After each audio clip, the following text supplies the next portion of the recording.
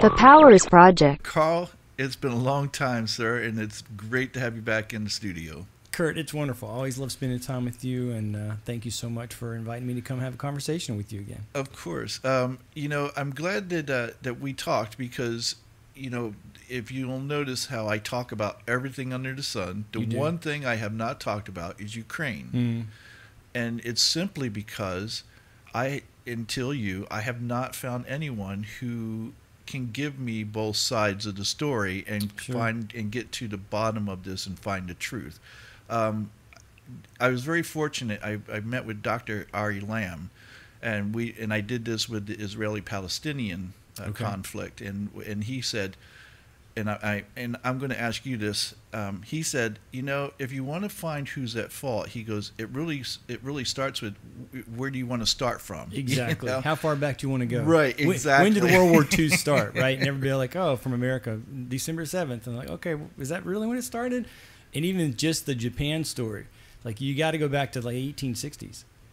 And when you get there, you still haven't got to the beginning, but that's the great question. Like you were saying, the gentleman was saying, so where do you want to start? Because that's how back you have to go to dig through the roots. And each one of those things builds context. You probably have seen in like archaeological terms, right? They say they find a city and then there's strata and there's layers and there's layers. And right. I'm always curious about that. It's like, how are we digging up? How does dirt just get up? But it does. And when they go back to these digs and they dig down, and sometimes they're 10 feet, 15 feet down, and then there's a whole new layer of civilization kind of a thing. So this is what it is in historical events, or all of our events. Right. We're standing on roots of the previous events that have led to where we are now. And it's weird because I think because a lot of people get caught up in today and they go, this is what we know, this is our time. And so they don't look back at history and go, okay, why are these things happening and how did we get here? You know, they just know that we're here, and whoever they feel started it is in the wrong. And you know, and I oftentimes go, that's not the case. And so I wanted to find out, you know, going back with you, and let's see if we can find the beginning, if that's even possible. Because I would have said after World War II, simply because I know that there was an agreement between Russia, the U.S., and Great Britain that we wouldn't push our borders in any closer to Russia, and then almost immediately broke that promise. And so, you know, Russia's like, what the hell's going on here? And so, you know, of course, we're the U.S. and we never do anything wrong. So, of course, it's not our fault. But so I would have started there. But where would you start? I mean, this whole conflict that's going on with Russia and Ukraine right now. Well, on the narrow, I would start with the 1990s. On the deeper, it does go all the way back into Russian history. And as you noted, each individual, so think of a nation as an individual, like actors on a stage, right? Each one has its own context, its own motivation. And that becomes true. That's their truth, right? It's not their experience. Right. That is their experience. So of course, it takes a very brave man, to be the right word, but certainly thoughtful person to delve into their own history, kind of acknowledge their own issues or the past for their story, and kind of hold those up. That's the big challenge for us as a nation right now in terms of, you and I did a talk some time ago about the critical race theory, the 1619 Project, and there's remains obviously a tremendous, you know, frustration or tension about that. But part of what the tension comes from is most people don't want to pull up the challenging backstory for who they are. Okay, let me stop you there for just one second, because I want to challenge you a little bit on that. I agree. I don't think most people want to look at their own ugliness. They don't. They want to pretend it didn't happen. But I think also on the other end of that spectrum, I think that one of the things that, like for instance, that I found, you know, problematic with critical race theory being taught in schools. I mean, if you go to college and you're taught that, you take that course, that's up to you. When you don't tell the whole truth. And so this may be your truth, but you're only telling a part of it. And so by only telling part of it, the story, it doesn't come out the way it really should look like. And so, you know, Thomas Sowell, are you familiar with him? Yeah. Yeah. And when he talks about slavery, and he talks about, you know, how it went on way after, you know, we had fought an entire war over it to get rid of it.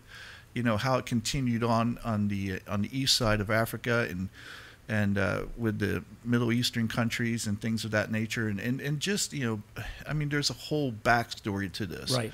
And that they don't want to tell that side, and so that's where I have a problem. Sure. It's like, I want you to tell your story, but I want you to tell the whole story so we get the proper picture and not just your part, you know, what you want us to believe. Well, and that's the challenge, right? So again, thinking about it as an individual, sometimes part of the challenge is you don't actually know the whole story. Like, you can't remember when you were 10 or 8, or you can remember specific things. But then again, part of it is the narrator, right? So that's you in your head, or the appropriate or the official kind of storyline for a nation. You're the hero of the story. You're the key character. And so then there's always, to some degree, probably subconsciously, but sometimes consciously, shaping of the story. So using CRT again as an example, I think their inability or unwillingness to tell, as you're saying, the whole story is a reaction to, you know, their perception that the whole story has not been told previously. Right. And so there's this tension of like, well, can we get the whole story? And I think sometimes then there's a problem of people's unwillingness to admit that, you know, we actually can't. We really can't, because there's never a perfect recording of the past. Again, back to our individual lives. Even if you could make your parents be 40 again, so they have perfect memory recall, they could not tell you everything that happened to you when you were 10.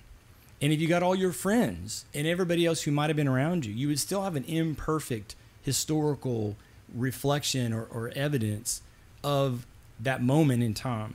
So we're always kind of grappling with it. And for me, what I would love people to realize is to, you know, kind of back off just a little bit, right? You know, kind of chill on the expectation that there is a perfect gathering of all the information, and acknowledge that, you know, we're going to tell things imperfectly, right? There's going to be kind of this reflection. So for the Russians, right, their story is one of, from their point of view, of consistent assault, right? So the nation of Russia doesn't really come into existence till the late 800s. And so over those, say, 1,200 years that we've had a place called Russia, there obviously was Asia or Eurasia, and where Moscow is today, or where, you know, is it Leningrad, or I think it's St. Petersburg again now, but that area on the Baltic Sea, that place existed, but it wasn't called Russia. So from the moment, not the moment, but in their storyline, there is consistent invasion or attack by other nations. So in our storyline, right, you say, oh, 1776 to 2022, there's the War of 1812, and make sure I get this right, and World War II are like the only two times that we've officially been attacked.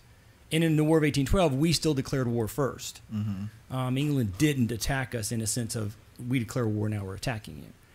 And so in our short 240-something years, we say there's been two times. All the other wars we've been involved with, we fought for various reasons, and we've done them, but we were never invaded. Right? Canada, I think, had 0. Mexico, I think they could say maybe 1, us, in the 1840s. So when you look at Russia, and there's like 10 or 12 or 14 times. Now, it's a longer period of time, obviously. But even in, say, the last 240 years. So if you just start in the 800s, let me get the 1800s. I've got a list. I brought notes, and people are watching videos. Like, I've got the whole thing here. I can give you the whole way back. But if you're just in the 1800s, right? So the French invaded them in 1812. Then France and the UK in Crimea in the 1850s.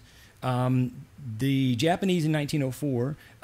They invaded the Turks in the same 1850s, 1860s. So that's different.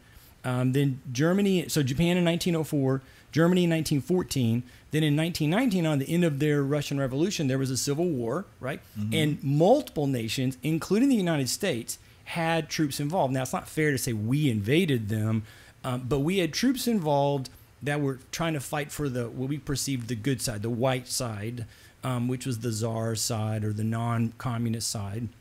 in the Civil War. But again, think of it like as a Russian, right? So here you have times when noble America, the United States, they're the saints of the world, right? Well, they were invading us in a war that wasn't even any of their business. We didn't invade in their Civil War, kind of a thing. And then the German invasion in 41. That's 1, 2, 3, 4, 5, 6 times in the same time that we can say really once. Japan, and Japan didn't invade us; they just bombed us, and then they backed out. Okay, right? So to be fair, in that time period, I mean, especially in the European countries, they were invading one another all the time. Mm-mm. So what? No. That's one of the things, right? So if you start so the Napoleonic Wars ended in 1814, 1815, right? And yes, in the Napoleonic Wars, the French were invaded. To me, the Napoleonic Wars are the end of what I call the Second 100 Years' Wars. So there's in the 100 Years' War, the famous 100 Years' Wars, 130 some odd years of warfare between England and France in the 1300s into the 1400s. Starting with King Louis XIV in France, so roughly 1650, 1660, through the Napoleonic Wars. So really 150, 160 years. There's another series of wars that really connect to each other that involve England and France, broadly stated, right? 1815, Congress of Vienna, all the European nations come together and have a diplomatic reaction and response and try to set up a thing called the Concert of Europe. And they use that term intentionally, like a concert. So the tubas and the violins and the trumpets and the violas, they ought to play together, right? We're all going to play together and make this beautiful music and no more war. In 1914, when the war broke out, there were many who said, erroneously, our 99 years of peace have been broken.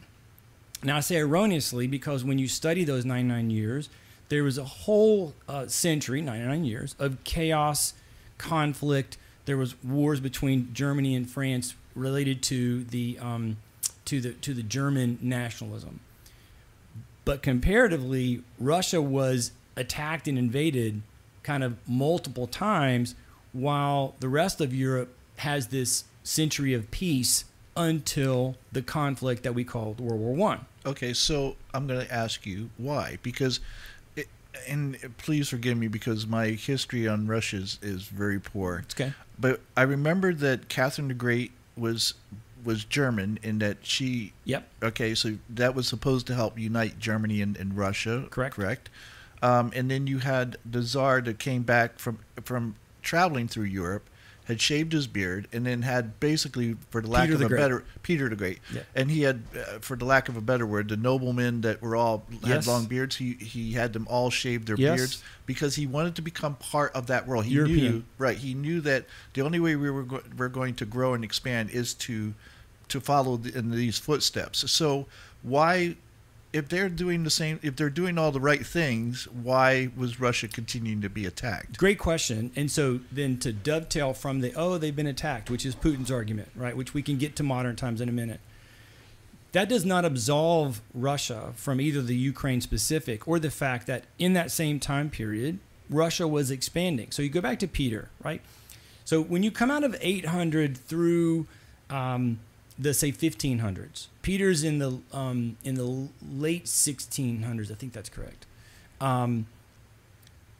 Russia. So there's another at that time in that half of Europe. The dominant powers preceding this moment were Poland and Lithuania, and Sweden. And so the three of them were as all nations do. This is again part of what I would really want your listeners to think about.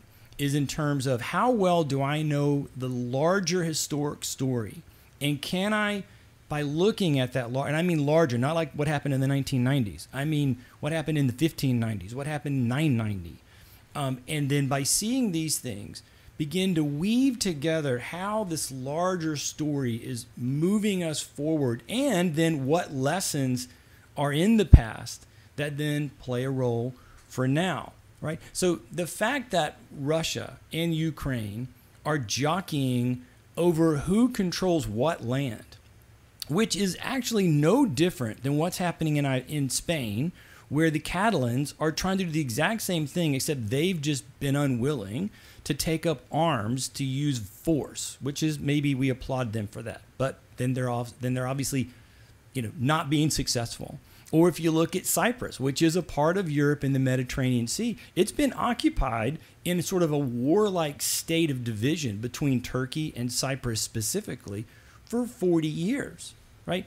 So what's happening there is not, what happens now in the Ukraine is not new. Nobody should be shocked by what's happening. And I don't say that just because, well, yeah, because Putin's a jerk. No. It's the species. It's what we do. So when you go back to this time period before Peter, Russia's small. She's insignificant.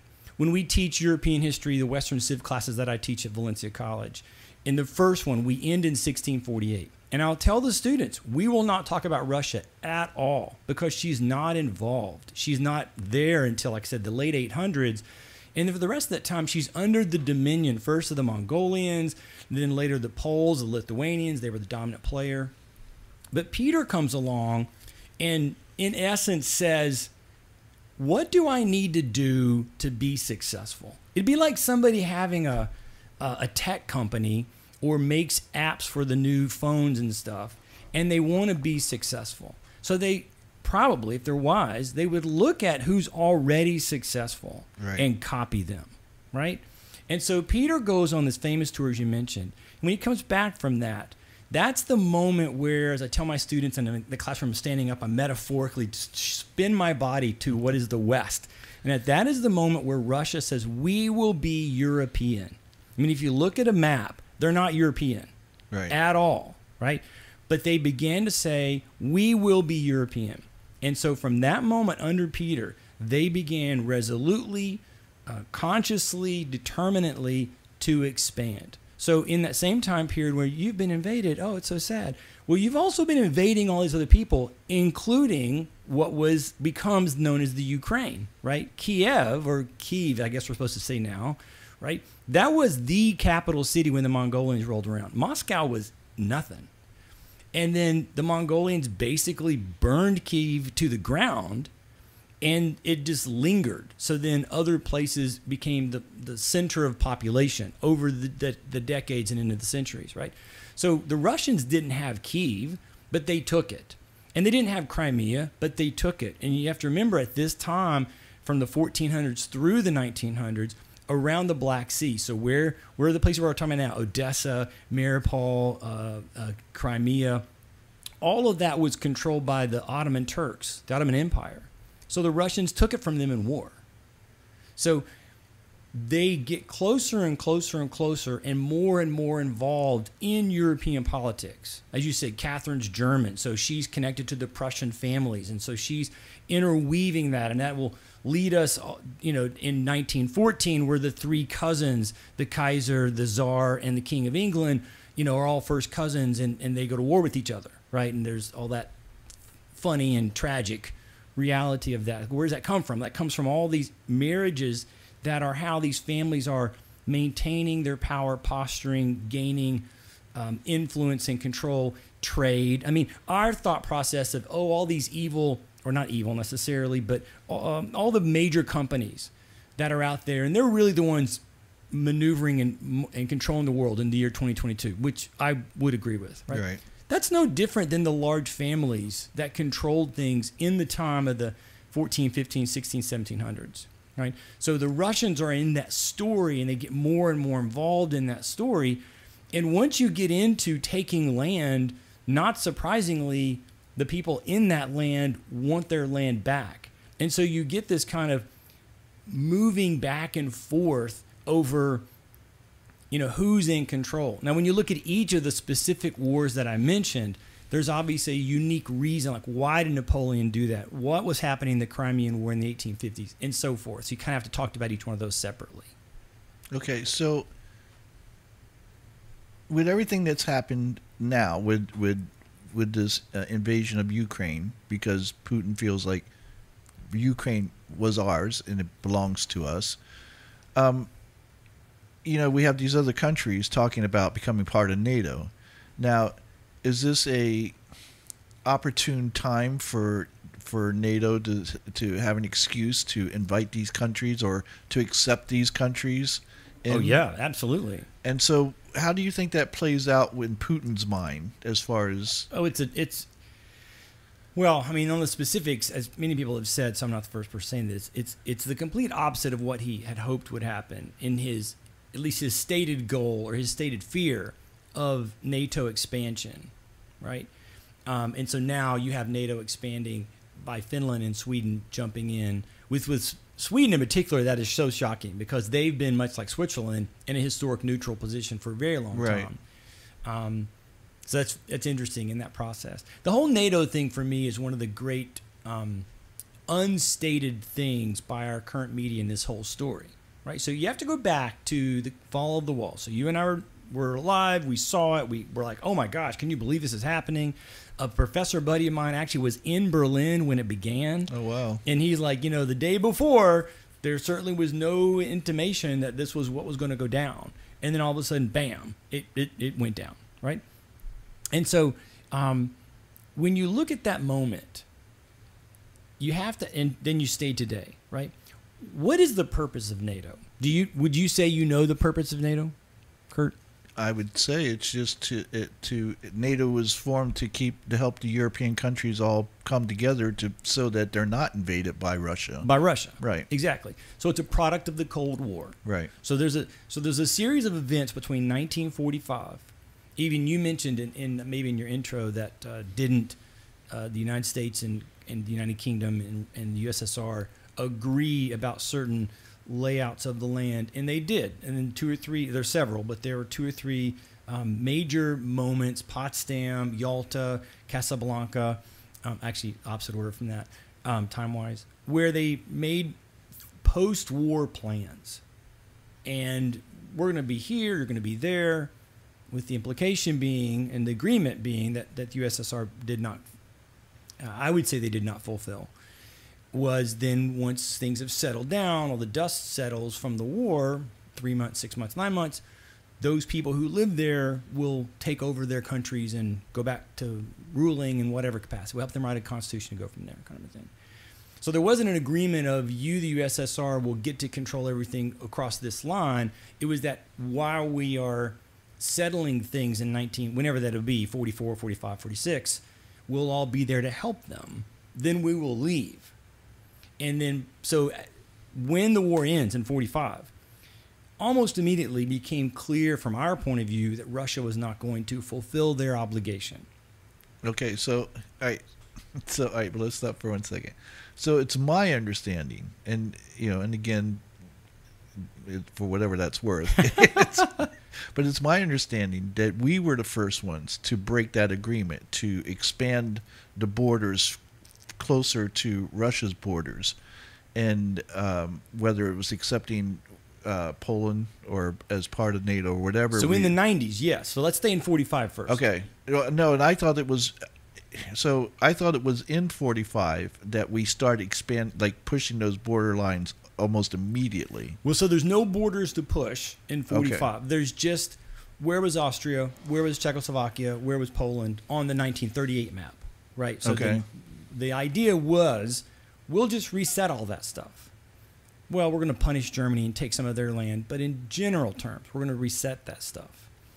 And as 45 rolled into 46, 47, 48, a series of events began to happen that were almost like tit for tat, and one little frustration led to another little frustration. And for instance, Greece has a civil war. We sent arms and supplies to them. The Truman Doctrine comes out of it, which says, hey, we will support anybody who's defending themselves against the expansion of communism. Now, we didn't say defending themselves against the expansion of the USSR, but of course, right. When you say communism, we're talking about the USSR. Right. So the USSR is like, oh, I see what you're doing there, right?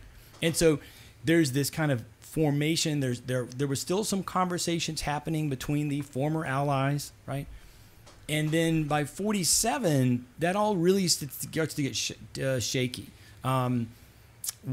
So in Germany itself was split into 3 zones, and then we let the French in, so 4 zones. But England in the north, closest to them, us sort of in the center south, and we gave France a little bit part of our part, and then Russia on their part, right? So kind of 3 pieces of a pie, somewhat equal sized.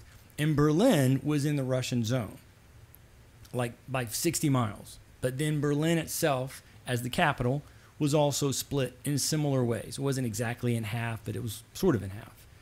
And so out of these moments, as we felt like Russia is not going to fulfill their obligation about free elections, about letting the people have control, we began to talk with England about combining our side.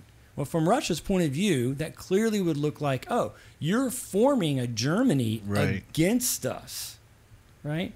So then there's an overthrow of Czechoslovakia's elected government installed with force by the USSR. So a communist government installed there, which we took offense to. Then we got the idea of saying, well, and there was definitely two layers of this. The noble layer of we need to help everybody rebuild. And so we're going to offer money to whoever. And then kind of the sneaky control-oriented level of if they take our money, they'll be related to us. And if they take the money and they rebuild, they'll be less susceptible to the frustrations that would lead somebody to perhaps take communism as a good solution, right? And so Russia's blocked everybody in their area from taking any of the money. And then they did their own similar type thing. And that's the moment when those things are happening, when they closed off Berlin. And so the very famous Berlin blockade takes place. The one that Patton wanted to break through with tanks. Yeah. And Eisenhower, and they're like, yeah, no, we're not going to do that. We're going to fly stuff to this. So for a year, we flew stuff in. This is 48, 49. And in that moment then, the decision was made to create a defense alliance that becomes the thing we call NATO. Right? But now stop for a second. What else had been created in 44, 45? And that was a thing you may have heard of called the United Nations. So what is the United Nations supposed to be? Well, it's League of Nations. That's from World War I 2.0, right? So it's a place where all the nations of the world will be able to gather around a table like this one and have a conversation, work out their agreements, maybe have some arbitration, have to some tough conversations, but will avoid war. The belief of many was a world where a society that would allow us to have those conversations would be a world without war. Well, clearly in the year 2022, where there's not been a single day since 1945, in my opinion, where an American service person has not been in harm's way in some theater of conflict, tells us that is not something that's happened. And you know it's not what we believed happened because we created NATO. In other words, NATO should never have existed because you had the UN. Right. But structurally within the UN, it became clear the Security Council would always have this unbreakable tension. Therefore, to truly be able to defend ourselves, we need a separate organization. Okay, so just leave that there for a second. Okay. Fast forward to 1991. The wall comes down in 89. USSR breaks apart. Gorbachev and Yeltsin, they do all the stuff they do in leadership. And so there's now just Russia and all the independent places. In that moment, NATO was formed to confront the, as Reagan said, evil empire, right? Taking the Star Wars reference of the USSR. There's no enemy on the globe. In the year 1991, you could say broadly, who's the bad guy? And the answer would be, well, nobody. Do we like all the human, maybe say, civil treatment of different people groups? Is everybody being fair in things? Is there economic? No. But is there an enemy? Is there a Hitler? Is there a Napoleon? Is there somebody who we are? No. No, there's not. What should have happened?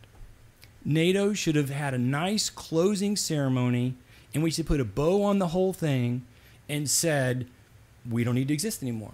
Russia's our friend. Look, McDonald's is going in. It's going to be great.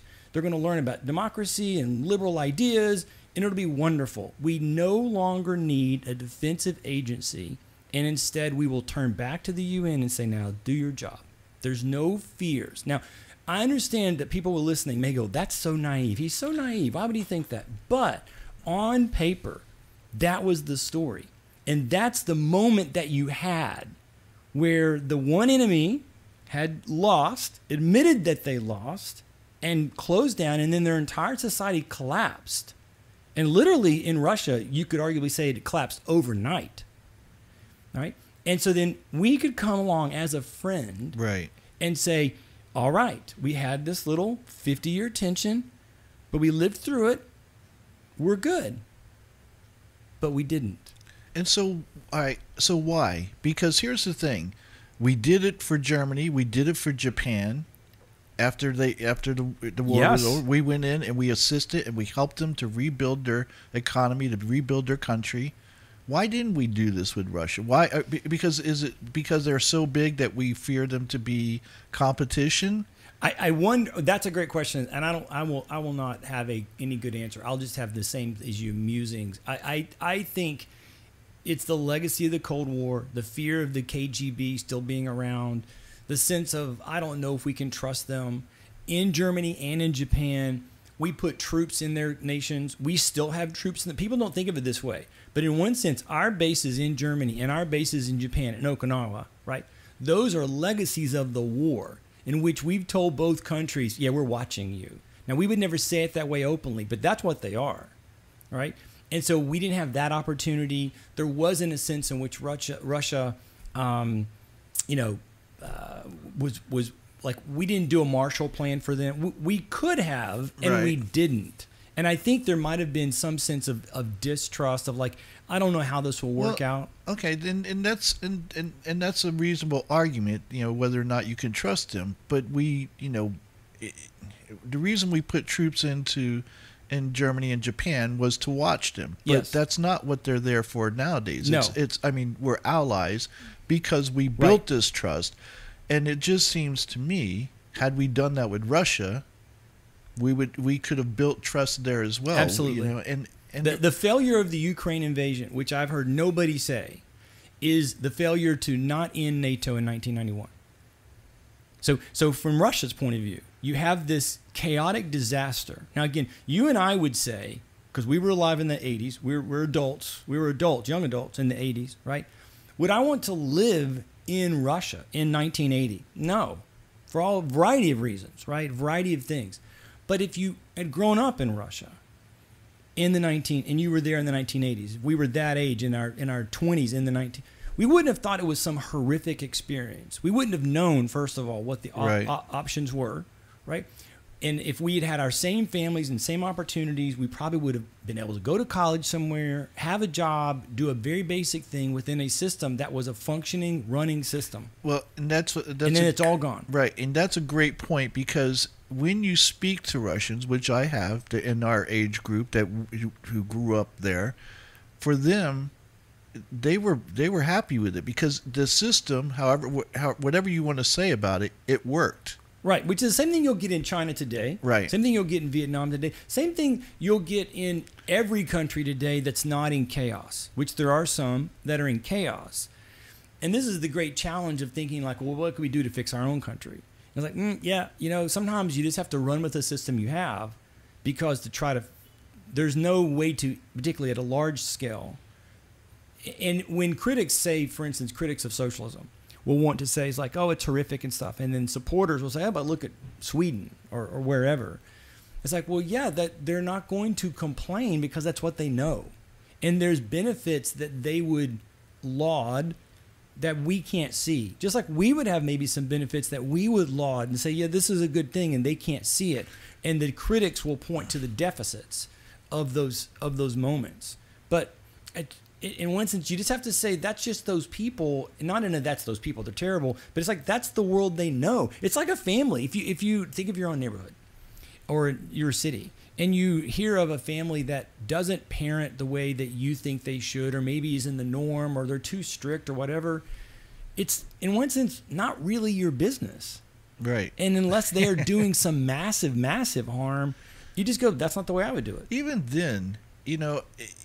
then, do we really have a right to step in and play the police of the world? Because and I tell people this whenever I talk to people that argue that point. I go, look, with all the issues and challenges that we have in this country, especially if you're a minority, and 20 years ago or 40 years ago, if you were black or if you were gay or trans or even female for that matter. What if China said, you know what, U.S., we don't like the way you treat your black people. We don't like the way you treat your gay Yes. people. We don't like the way you Yes. treat your women. We're going to come over there and we're going to make you do it right. I go, there's not an American that I know of that would say, yes, please come help us. They would say, stay the hell out of our business. We'll take care of it. Right. So why do we think people are going to open their arms to us every time we stick our nose in where it doesn't belong and where we're not wanted? Yeah, well, that goes back to Woodrow Wilson. So Woodrow Wilson ruined what was a founding principle of we're trying to create something in our experiment that is emulatable. That is, we would say, better. It's no different. So back to the family in my neighborhood. I look around and I'm like, I'm doing it the best. Now, I may not be, but in my head, I'm going, right. I'm doing it the best, right? And there's a sense in which at that moment you have a choice. Well, there's these other families that have kids similar to you, or there's other people who have budgets. Do you go and force them to change? No, that's not my style. My style will just be try to live it out in a certain way and hope for the opportunities. If they want my help, I will give it to them. That was the country all the way until the progressives took over under Roosevelt, Taft, Wilson, and Wilson fleshed it out the most to where, no, we're going to go and make you change. Yeah. And we began a process under all three presidents, but Woodrow Wilson was the worst, of using American military force to invade and take over. And we did it to some degree in Hawaii and the Puerto Rico and Philippines under McKinley, or under Cleveland and McKinley, so before those guys. But that kind of ethos was already beginning to build of, well, these people don't know how to do what they should do. They don't know how to live well. And it's like, in one sense, let's just say, okay, maybe you're right. They don't now live well. It's none of your business. Don't get involved. It's like not your problem, right? Why are you going over there? But we did anyway. And there were reasons we did for defense and economics and things like that that are a different part of the story. Or to build our own empire, basically. Well, you certainly get an empire even if you weren't intentionally trying to build right. one. But they probably were trying to build one. I can't help but think that they were. I mean, honestly. Yeah. Especially when you do these dirty tricks where you send undercover, whether it's CIA agents or whatever was going on before the CIA was formed, where they would go in and sow discontent about the leader. If the leader didn't play ball with the U.S., then they sent people in to sow discontent and then to oust that leader and then put their own puppet leader in, as we did in the Philippines, as we did in Iran, as we did in Panama, as we did in many countries throughout the world. But notice all of those are 20th century. Yes. So after that the progressive ethos takes over our foreign policy. It really takes over the country, but it takes over our foreign policy, which allows you to have this kind of noble sounding, we're coming to save you. Right. When there's a lot of other things that are happening, again, kind of defense-oriented, empire building, economic kind of growth for American companies, that kind of thing. And we don't save them, or we don't honor what we, in essence, were saying we were actually here to do. Right. We used them. Yeah. No, I think that's exactly right. Right. Yeah. So that's where that comes from, of we're going to go in and do this stuff. And then here in 1990, we don't do that. Right. There should have been like a Marshall Plan for Russia. Because, so one of the big frustrations that I have is that, and you see this in a lot of Americans, you saw this with Bush and then a lot of Americans coming out of the Iraq invasion, is that we act as if understanding, and I'm still going to say government of the people, but they would say democracy, is some easy to grasp concept, that it's normative for society, and that it should take, I don't know, a couple of years, and everything will be groovy. People will vote, they'll follow the rules, and we'll all go home happy, live happily ever after, kind of a thing. And that completely misses, again, historically, the context of what did it take to create just the American version of government of the people.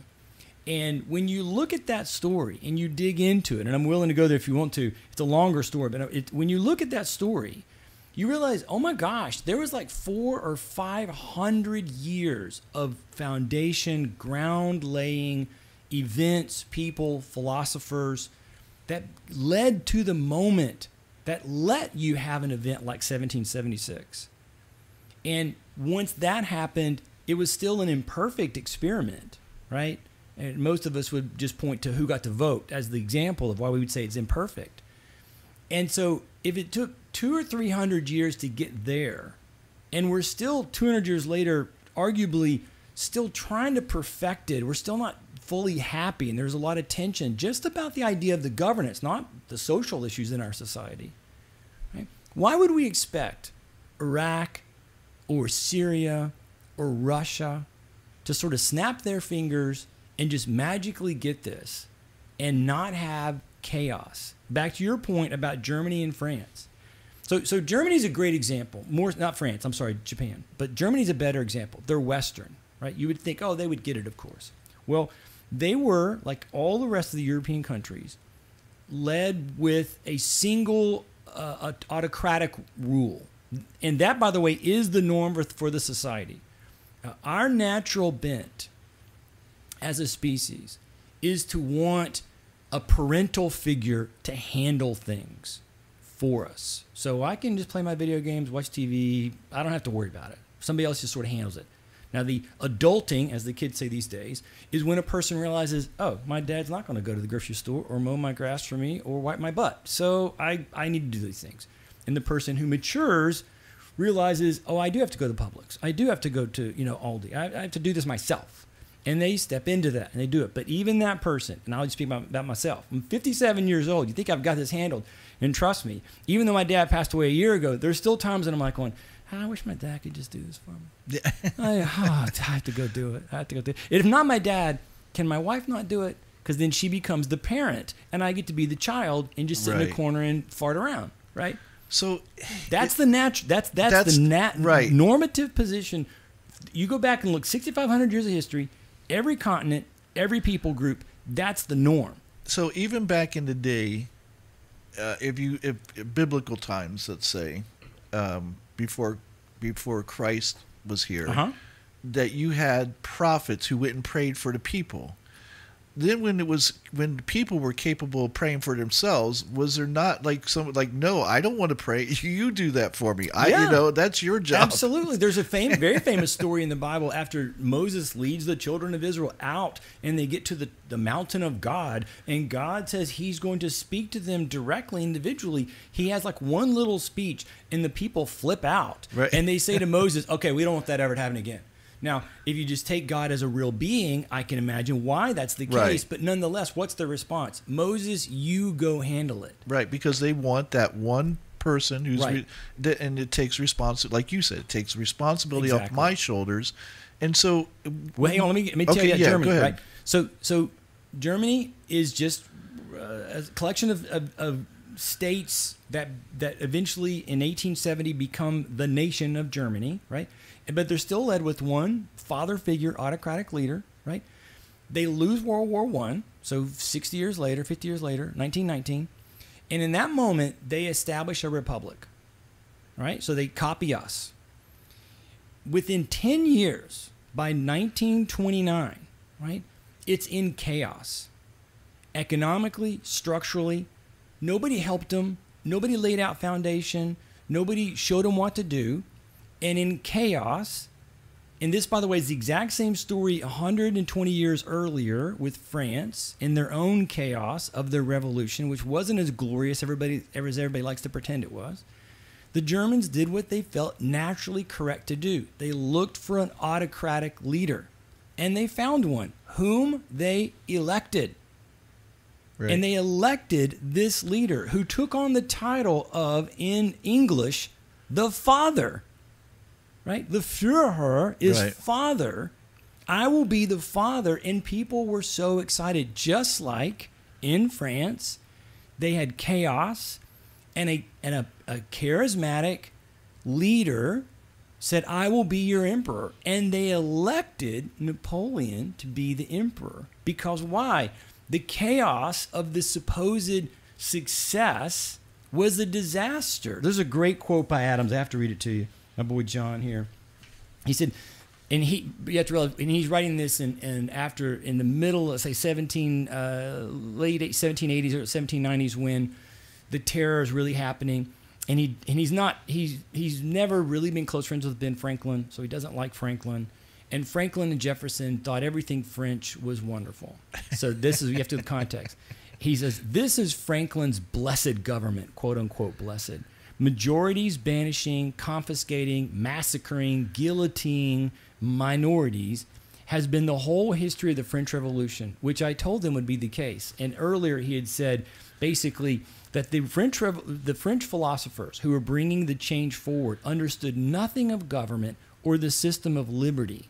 He said any town meeting in New England would have produced a better constitution than all the statesmen and philosophers in France. And when you study the French Revolution, that is precisely what you see. You see the same thing in Mexico. You see the same. So it's not a race thing. It's not a certain people group. It's just the human is not naturally given to understand government of the people, right? And just so you understand, Adams was critical even in his own day, in 1780, 1790. He says, I'm not sure we can pull this off, because he would complain about different things that he thought people were not really embracing self-rule. But back to Germany. So what they do, they chose somebody, just like the French did, to be their leader. That's precisely what Russia did. They had chaos.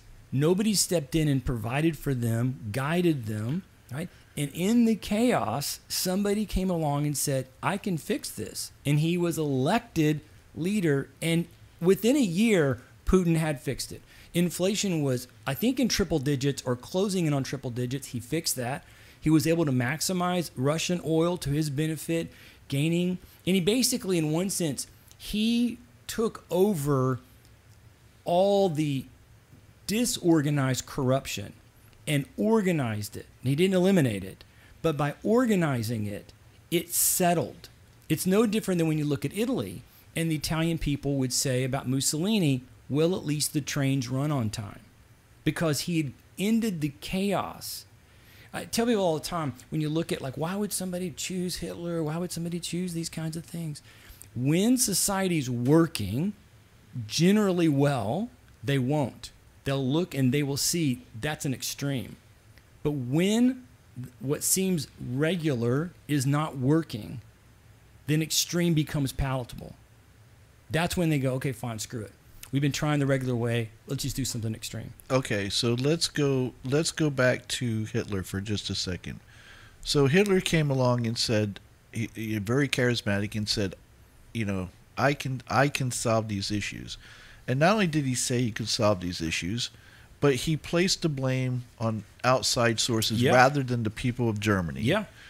So we see this in all of our leaders. We see it in our, you know, I mean, as recent as Trump, and it could even be argued is Biden as well. You know, that we blame everyone else and not ourselves. So, you know, and so people go, hey, I like the sound of that. I like the sound that the problems that are going on in this country are not because of me; they're because of those people. You know? Yeah, absolutely. And so Putin did the exact same thing.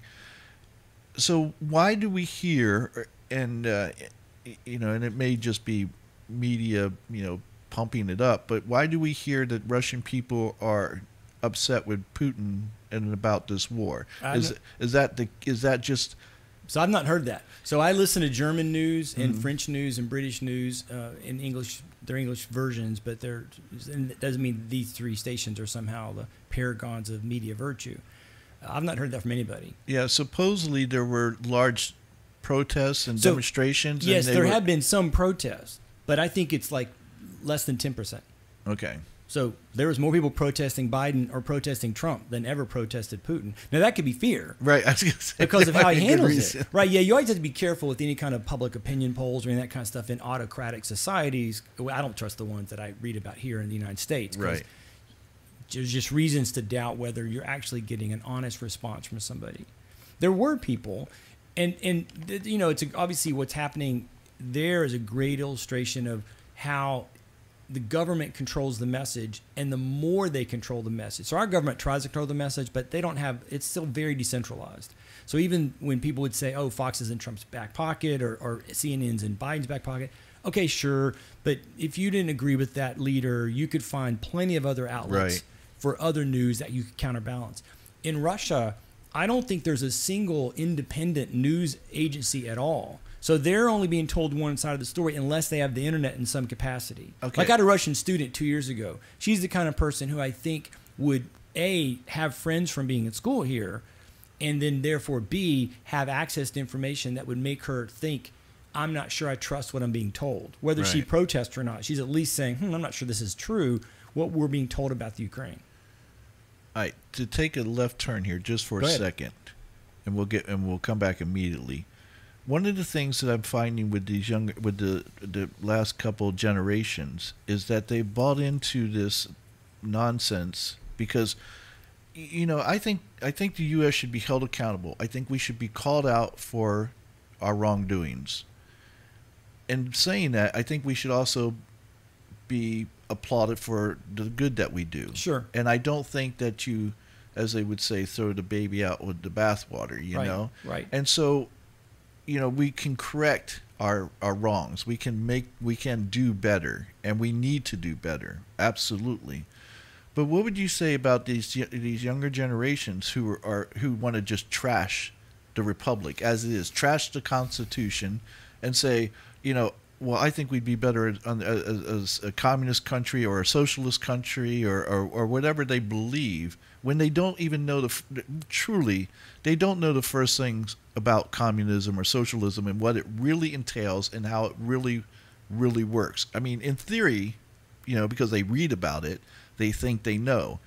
And I find it so frustrating when I go, what you read in the book isn't always what reality is. Sure. You're just getting a synopsis of what it's saying communism is, or what the theory is, or what they stand for, but that's not necessarily how it works. So what would you say to these younger generations who want to trash the Constitution, who want to burn the republic to the ground and start over?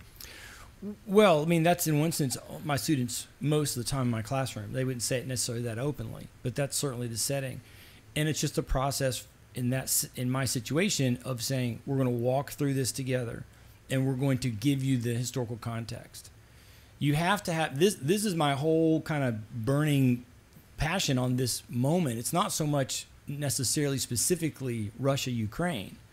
And certainly my heart just breaks for the Ukrainian people, right? That they're going through that, just like my heart breaks for the former Yugoslavian people, or the people of Serbia and Kosovo and all these cities that were bombed by NATO, by the way. Mm-hmm. And so, by the way, those are all European cities. So maybe we'll come back to that in a minute, whether or not there's a truth thing happening in media. But my passion of talking about this is to want to say to people, you have to spend time understanding the history. Heck, even if you're hell-bent to leather that it's CRT or nothing, or CRT's from the devil or nothing, fine, start there and go backwards, right, and start learning, and then challenge yourself to say, what voice am I not hearing now? And go read those guys or people and flesh out your knowledge base, because they don't comprehend. But I have to say that with patience. I mean, most of my students now were born, in fact, all of them were born post 9/11. So just like you and I were not alive. So I was 1 year old. No, I was not alive in the Cuban Missile Crisis. Okay, and so I didn't know any of that from lived experience. I was a small child during the end of the Vietnam conflict. So that was not something that was discussed. If it was over my head. I don't remember ever seeing it on the news necessarily. My first vivid, adult memory is the Munich Olympics and the poor Israelis getting blown up, mm-hmm, and then Nixon and Watergate. So I was, 8, 9, 10 years old at that age. Kind of a thing. It's my first kind of a, what do you remember kind of a thing. So I don't remember anything that Eisenhower did. I don't remember the Korean War stuff. So when I was in school, when you and I were in school in the 70s, the Korean War was vivid for all the teachers, or most of the teachers, right, and the adults around me kind of a thing. So I could not understand their feeling. Do you remember when we were kids, when the Japanese cars first started coming in and became a thing during the 70s? Yeah, when and the hatred that was applied to any person who bought one of those cars. And you and I today, kids today, but even me and you today, be like, what's it matter? But in their minds, those were World War II vets. Right. I remember I was in my late teens, very early 20s. I worked for rent-to-own company that rented furniture to people. Yep. And we had Mitsubishi big screen TVs. And I remember a World War II vet coming in and saying, I would never buy Mitsubishi anything. Yeah. Because they and usually probably had a derogatory term that he might have even used, exactly. to kind of express himself. Yeah, I won't go into what he actually said. No, but I remember it. I mean, vividly. So all that to say, in my fears that many people do not have their historical context, which I believe is fundamentally true. And the tragedy is it's not the young kids. It's the young kids and the 20s and the 40s and even some of the 50s and 60s. Right. Is that we will make a decision, and I think we probably already have, that will doom us. Because you can't, it's like, the very famous Caesar crossing the Rubicon. Once you make this move, there's no going back. You can't take it back. And that all we can do is things like this, is you can keep saying, no, there's a history you need to learn. Doesn't mean you need to venerate the Constitution, right? You don't have to, you want to change it. If we need to have a new constitutional convention, let's do it. I mean, I've told my students, I would hate this, but if we really want to be a democracy, which I'll remind your listeners, we're not, right? We could do it. With our phones, we now have the capacity to literally be a democracy. Okay. But but if you want to do it. But then let's have that conversation, right? Let's work those things out. And before you do it, let's understand, why did we do what we did in the 1770s? Let's talk about, what did it mean to be an invested citizen? Like those evil guys not letting everybody vote. Well, okay, but why? You don't have to like their answer, but we need to know their answer. Because there could be something in the answer that we go, oh, wait, I see where they're going with that. Yes. And then it doesn't mean I have to do it the same way, but in 2022, then I go, oh, okay, there's some factors I want to make sure we don't lose that. Right. Right? And one of the things the reason why I harp so much on what the Middle Ages was like and feudalism was like for my students was because our founders, it wasn't recent history, but for some it was. But it was like, it was close enough to them, like, say, World War I is to us, where it was in living memory of some people. Right. Some people knew people who had been a peasant or a serf somewhere. They knew people, and people were coming to the United States in the 1700s from places that still did feudalism. So there was this very clear awareness of what we think we can pull off. Government is not something that's allowed to average folks like you and me. So they were very passionate about doing that.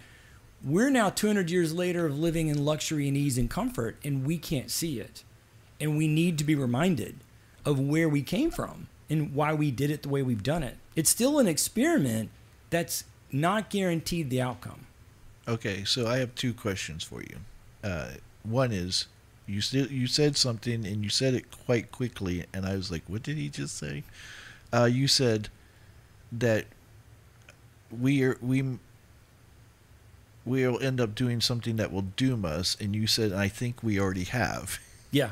Yeah. Okay, you can't make a statement like that and go and not tell me, all right, what did we do? Well, multiple things. Do you feel we're doomed? I told somebody this morning, I had a prayer breakfast with a buddy. I know nothing about cars, so I don't know anything about engines. And most people I know do not. So most of us, we just get in, turn the key, and assume the best. And then one day, it doesn't work. And hopefully, if it's working well enough, there's a little blinky light, and it tells you, better go to the mechanic who knows things, right? Our blinky light has been on for a long time. So imagine you knew somebody who had the blinky light on, and they didn't do anything. For whatever reason, they just didn't, right? I do, actually. You would say to yourself or to them, you are running every day closer to it completely blowing up, right. Throwing a rod, cracking the block. You'll never be able to use the car ever again. And I feel like we are just moments away from that as a nation. And I feel like it's definitely kind of gloomy sounding, but we have far, far past a place of return. And the reason why is because the system's too big. And because the system's too big, you can't easily snap your fingers and get an agreement to make some change that needs to go down, that even majority of people would say, yes, I agree with that.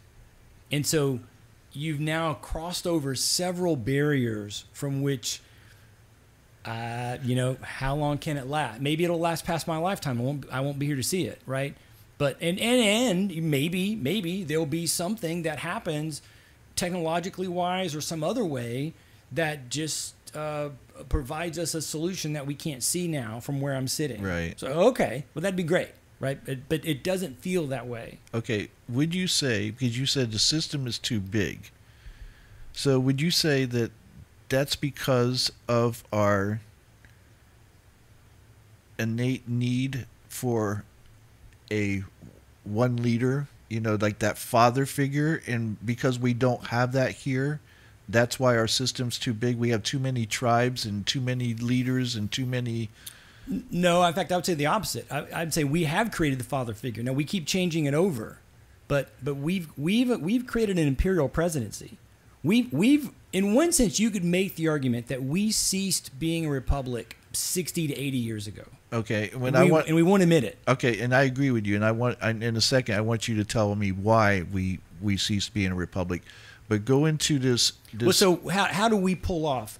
So Hitler, Napoleon, Putin, they're not making all the decisions. Although in Napoleon's case, it was well noted that he, much like Alexander Hamilton, was somebody who burned the midnight oil, working and solutioning things himself. Right. But at the end of the day, you created bureaucracy. Things get done. The larger the number of people, the larger the setting, the larger the bureaucracy. And I think everybody knows bureaucracy exists to preserve its own life, and it needs to do that by growing. So you get a position, you beg for an assistant, your assistant needs an assistant, your assistant needs an assistant, and none of people can ever get fired, of course. Right. Or if they got fired individually, you'd still replace the person. You wouldn't eliminate the position. Right. Right. And so we're so big. I mean, just think about if you wanted to do anything to fix or alter the IRS or Social Security or the military-industrial complex or the drug industry complex, right? Think of all the tens of thousands of jobs that are connected on the government side, let alone the private side, that are all connected.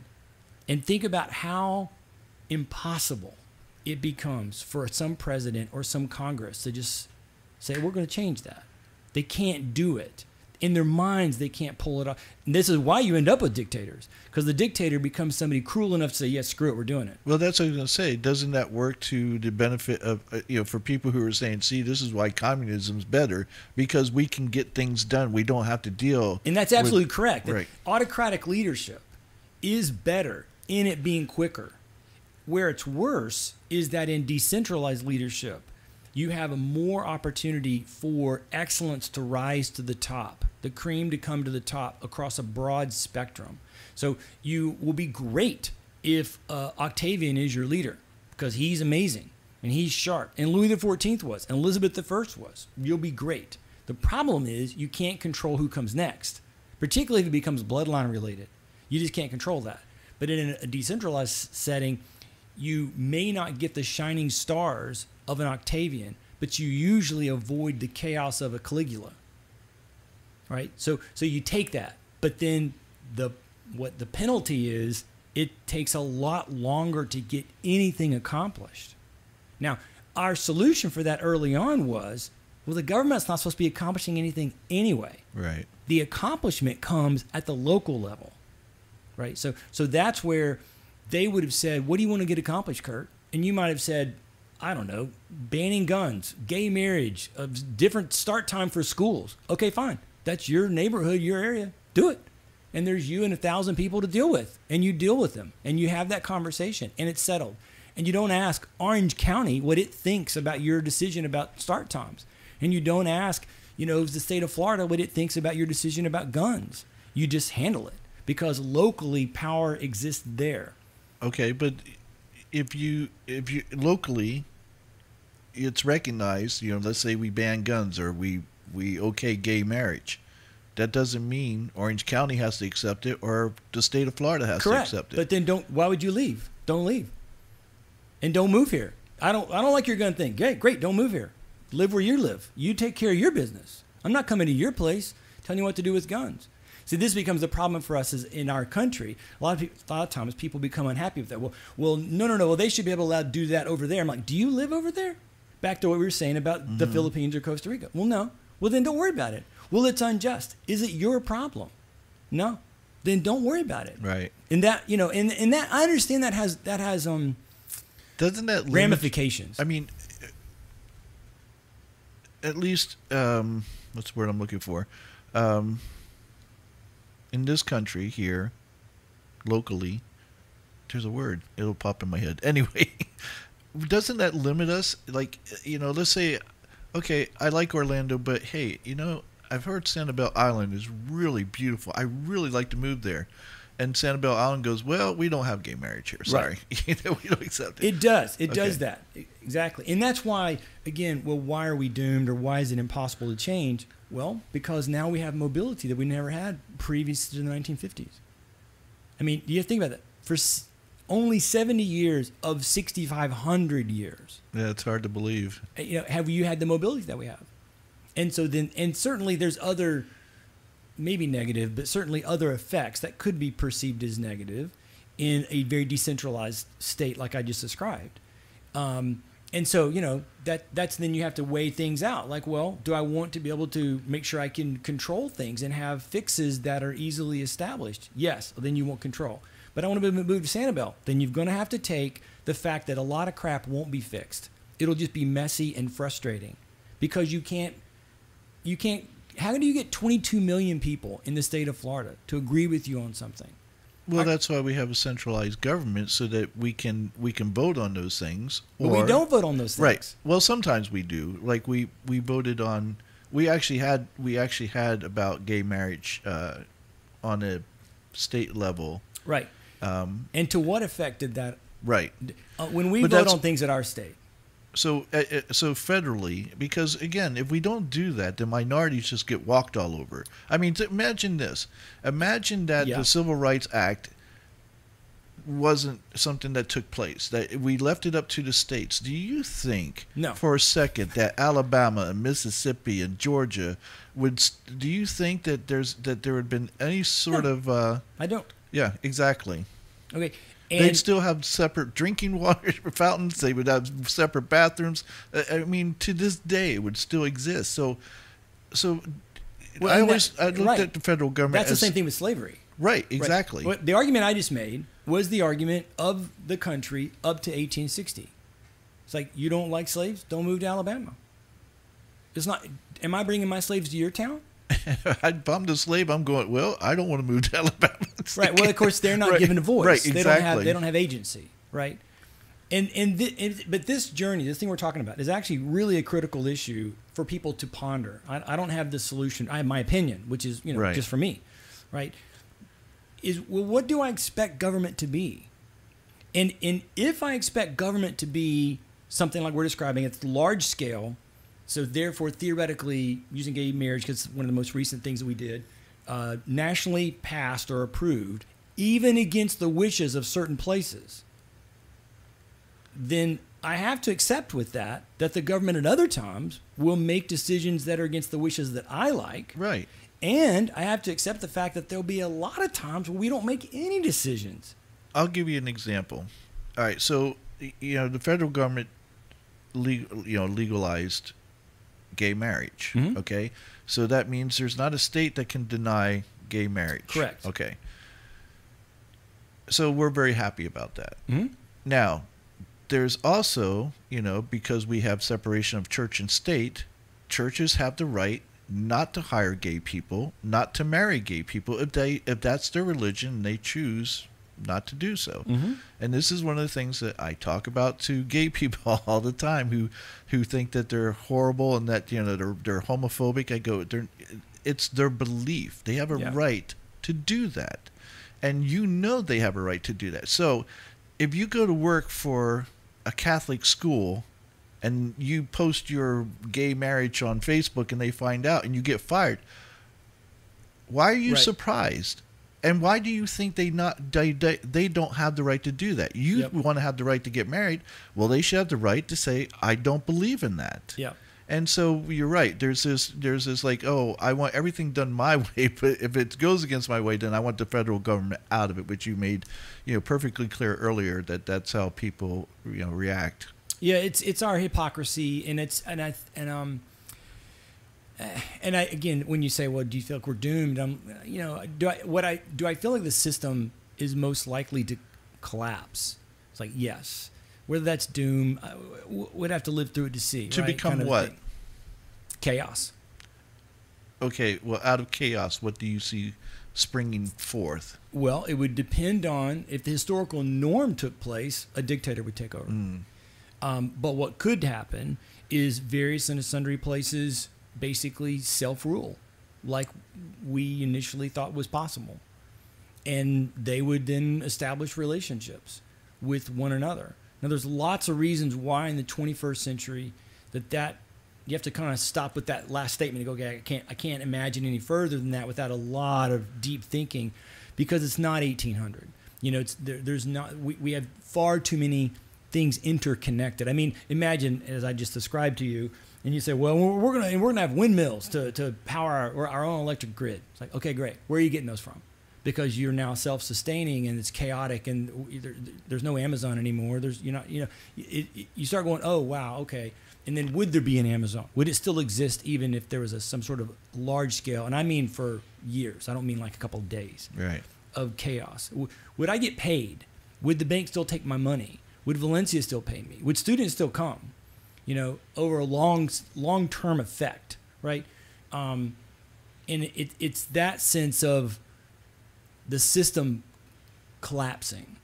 And think of all the things you do in a normal course, right? You go get gas, you go out to a restaurant, you go grab a burger somewhere or something, or you're going to go to the movies, or you're going to go down to Lake Eola and walk around or something. Would you do all those things? And the answer is you don't know, because you don't know what it'd be like. Right. And then and initially a sense of just sort of like some systems not working is not what I'm talking about. I'm talking about, the banks just disappear.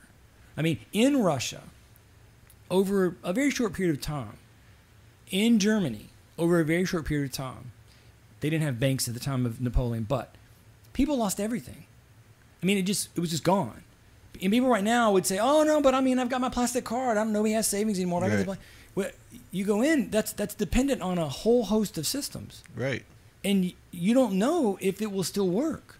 And if anybody's ever had their card rejected, and I have, you are screwed. Right. And that moment, you may be able to work it out, but in that moment with that merchant, at that vendor, man, I'm not giving it to you. No, sorry. I don't care. Your protestations all you want, right?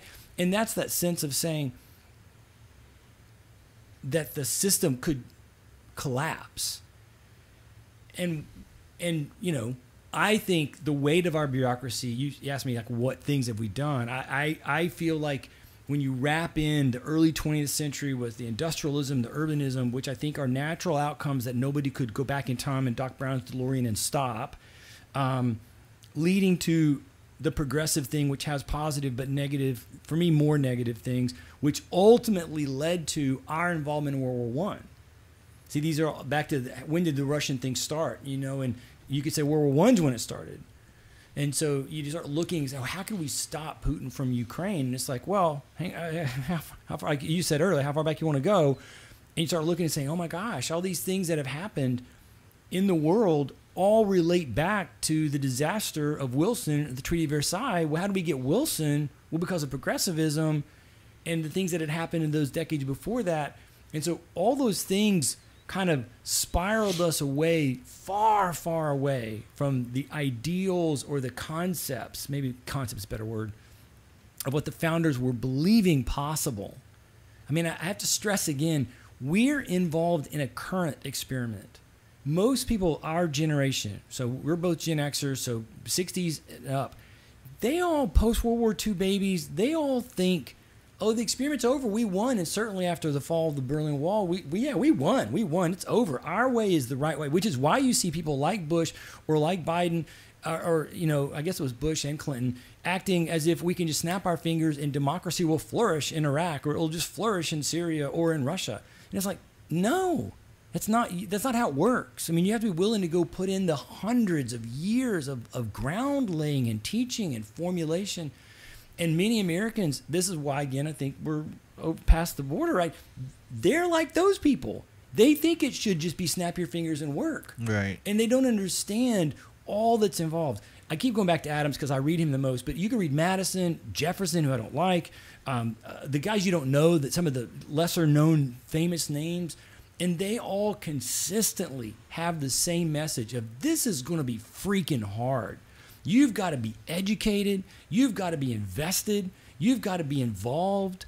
And the moment you're not, the moment you kind of let it slide, the moment you devolve to lowest denominator, you're in trouble. I mean, Adams has I don't have it to read to you, but when I read it, I was like, "Ooh, wow, you couldn't read this out loud. You'd get in big trouble." But he makes this big argument about why voting connected to property is so vital. And his ultimate takeaway was you must have people who have a vested interest in what's happening and therefore are deeply aware of what's happening in order to be able to make the right decisions about who should go represent us. And then that person know that he, or in our day she, is beholden to us, right? That it's local. Like, I will find you if you don't handle this well. And that there's reasons why that would not in any way play today, and there's reasons why you could say, well, even in the early 1800s, they were not doing it well. And you can read letters from both Jefferson and Adams saying that by 1820, like they're going, what the heck's happened? This is terrible. And they're unhappy with where things are going at that point in large measure. So it wasn't like we did it perfectly. But all that just to say, this experiment is hard. It's so very hard. And we've made it worse through the decisions that we've made, such as anybody and their brother can vote at any moment. And it's like, oh, that's a terrible idea. So, all right. So let me just say a couple things. One is, and correct me if I'm wrong, but you have to applaud the founding fathers because it was hard. At any point, any one of those, like Jefferson, for instance, who was very charismatic, and that he could have stepped up and said, "I'll be the father," and could have undermined the whole thing, and none of them did that. Correct. And so they were sold on this idea of, hey, let's do this and let's stick to it. So you have to applaud them for that, I think. And as far as having vested interest, why don't we help people have land so they have a vested interest? Why don't we make them more educated when it comes? Because I think we're doomed to this point where I would agree with you, is that we're not educated. We think we're educated. We think we know. But I can tell you from experience, and again, these are all anecdotal, but I could spend the next month on Facebook, and I will tell you, if there's one out of 1 million people who know what they're actually talking about when it comes to any topic, and not just surface level, and this is where people get frustrated, because when they confront me about something I may have said, I'll say, okay, well, let's have a discussion about it. They can't. The first thing they do is resort to calling me a name or whatever. And I go, why are you attacking me? If you don't like what I have to say, counter with something that you believe, that you think where I got it wrong, and let's have a discussion. And they can't do it because they only regurgitate what they're told. And this is where I believe we're doomed. If we have to if we have to be educated, so. Tell me, where did we stop being a republic, and is it possible to get the republic back so that we aren't Because everyone shouldn't vote. I absolutely agree. I can. Everyone shouldn't be a parent, and everyone shouldn't be able to vote. Right. I believe those two things. So from Andrew Jackson through Woodrow Wilson. Andrew Jackson. Yeah. From Andrew Jackson to Woodrow Wilson, there was a definitive move in America and in Europe to begin to glorify the word democracy. And in the latter part of the 1900s, you have this real championing that democracy will be the saving grace for a whole variety of issues. The populists before the progressives were very big into this. This was like what will save us is democracy. It's like a cleansing agent, like a bleach or something, right?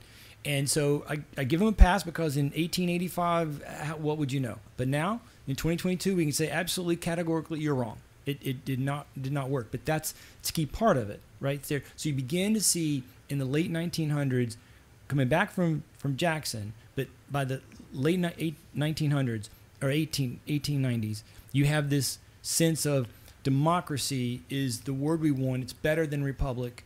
It means better, and then therefore connected to democracy. And this is accurate. This part's accurate, right? Well, in democracy, everybody votes. Every person votes, right? So if we were a democracy, you'd be right.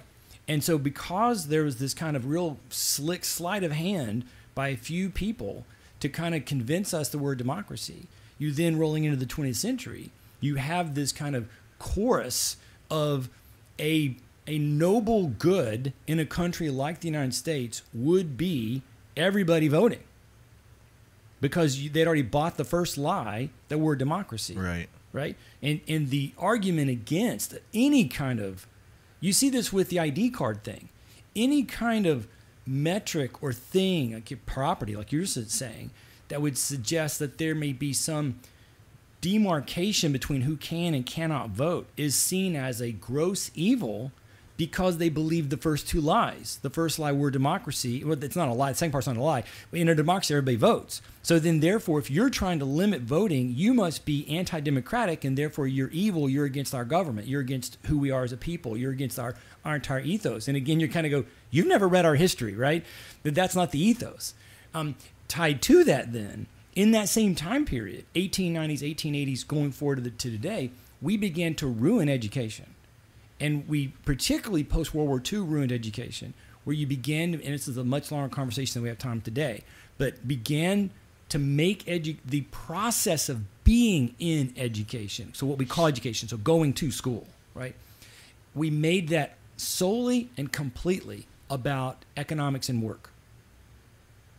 So when you back up before that moment, the entire premise, so when you see a guy like Adam saying, as long as knowledge, meaning education, and virtue, two separate things, but we'll just say, as long as knowledge is widely diffused amongst the populace, we will never lose our liberty, meaning the government will never fall, we'll never lose the experiment, right? He's not talking about school diplomas. He's talking about education. When you say, well, what do you mean different from now? He's talking about what you're talking about, which is the broadening of the mind, the ability to communicate, the ability to handle competing ideas in your head, the ability to study and be able to even converse and defend a position you don't agree with, but you can understand their point of view in a respectful way. Like, I don't agree with you, but I can lay out your position. That ability to do that a sense of becoming well-versed in the history of the people, right? The readings of the giants, the men and the women who have gone before us, and their express, all that is shoved out the window in a I guess a churn for the almighty dollar, and to the point that I might get fired, but don't get fired. Well, I've got tenure, so for now I'm okay. The governor may change that, but we have a debate consistently at Valencia, and you'll hear our leaders, who I know them personally. These are friends of mine, so I'm gonna make sure I say this well. I would say this if they were sitting here. So, where they will talk about the great good that we do is access, and I will always push back on them in saying excellence ought to trump access all the time. Meaning, you'd never employ a professor who is substandard in their work. And if that meant there could be a class that doesn't happen because we don't have a professor to do it, or we can't do it well, then you'd say that. But you don't say that because it's not really about access. It's about money. Right.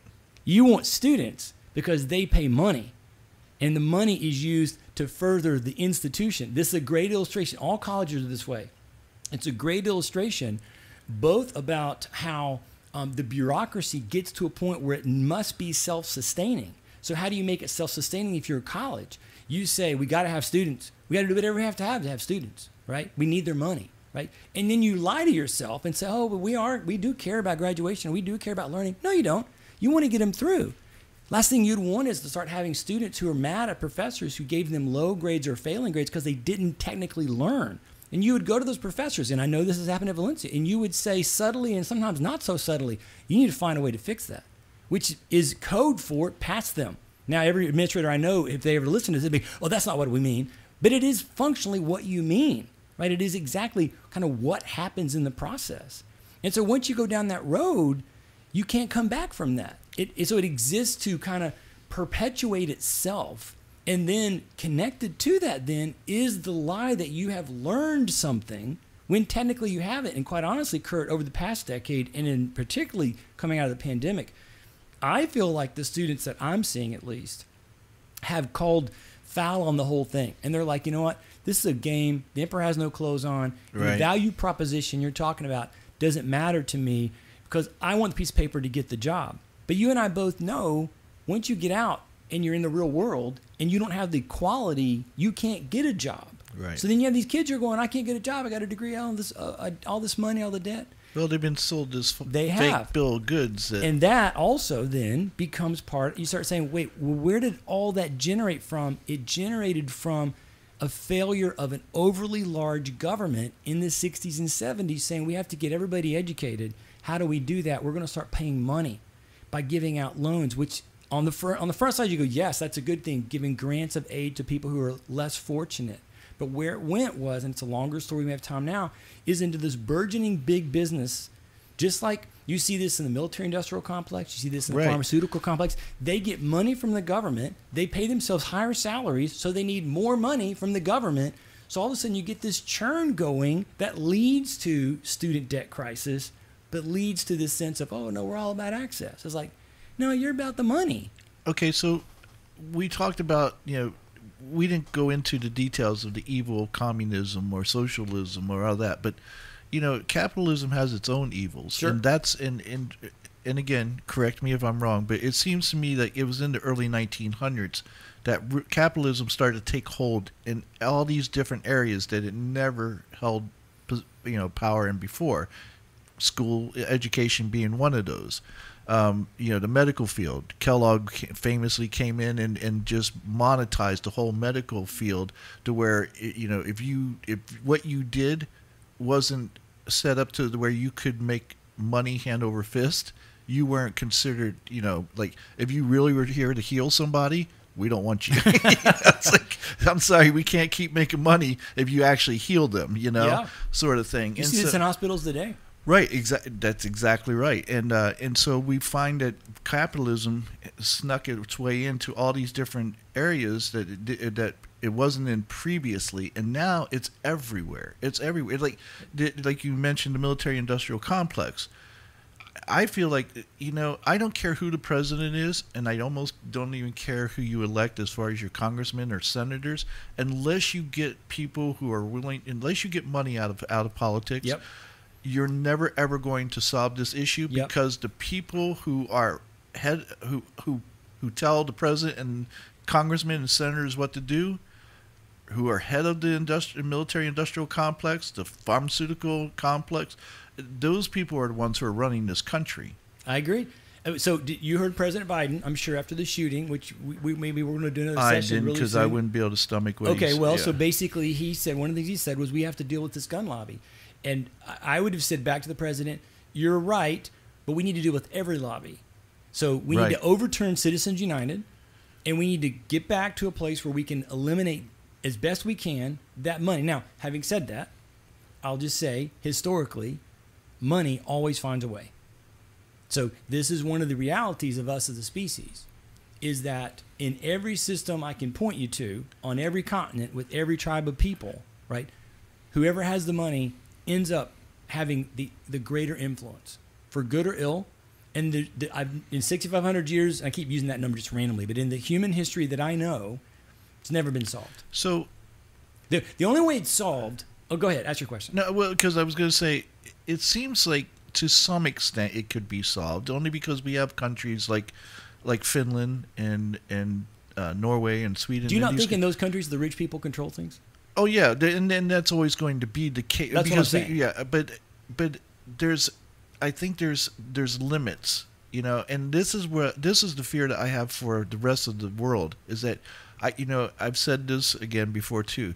The U.S. we're like a plague, and we're infiltrating these countries, and not for the better. Like, they're learning bad behaviors. Their politicians are learning from our politicians. You see this where, Maybe. like, not to the extent that we have it, of course, but you see certain politicians, like, and I'll use Finland because it's one I'm familiar with, but you see certain politicians starting to play these little games that Mitch McConnell plays and Nancy Pelosi plays and Chuck Schumer. Possibly that's from the species. That could be, but I think, and we only see it from our perspective of, we know our leaders.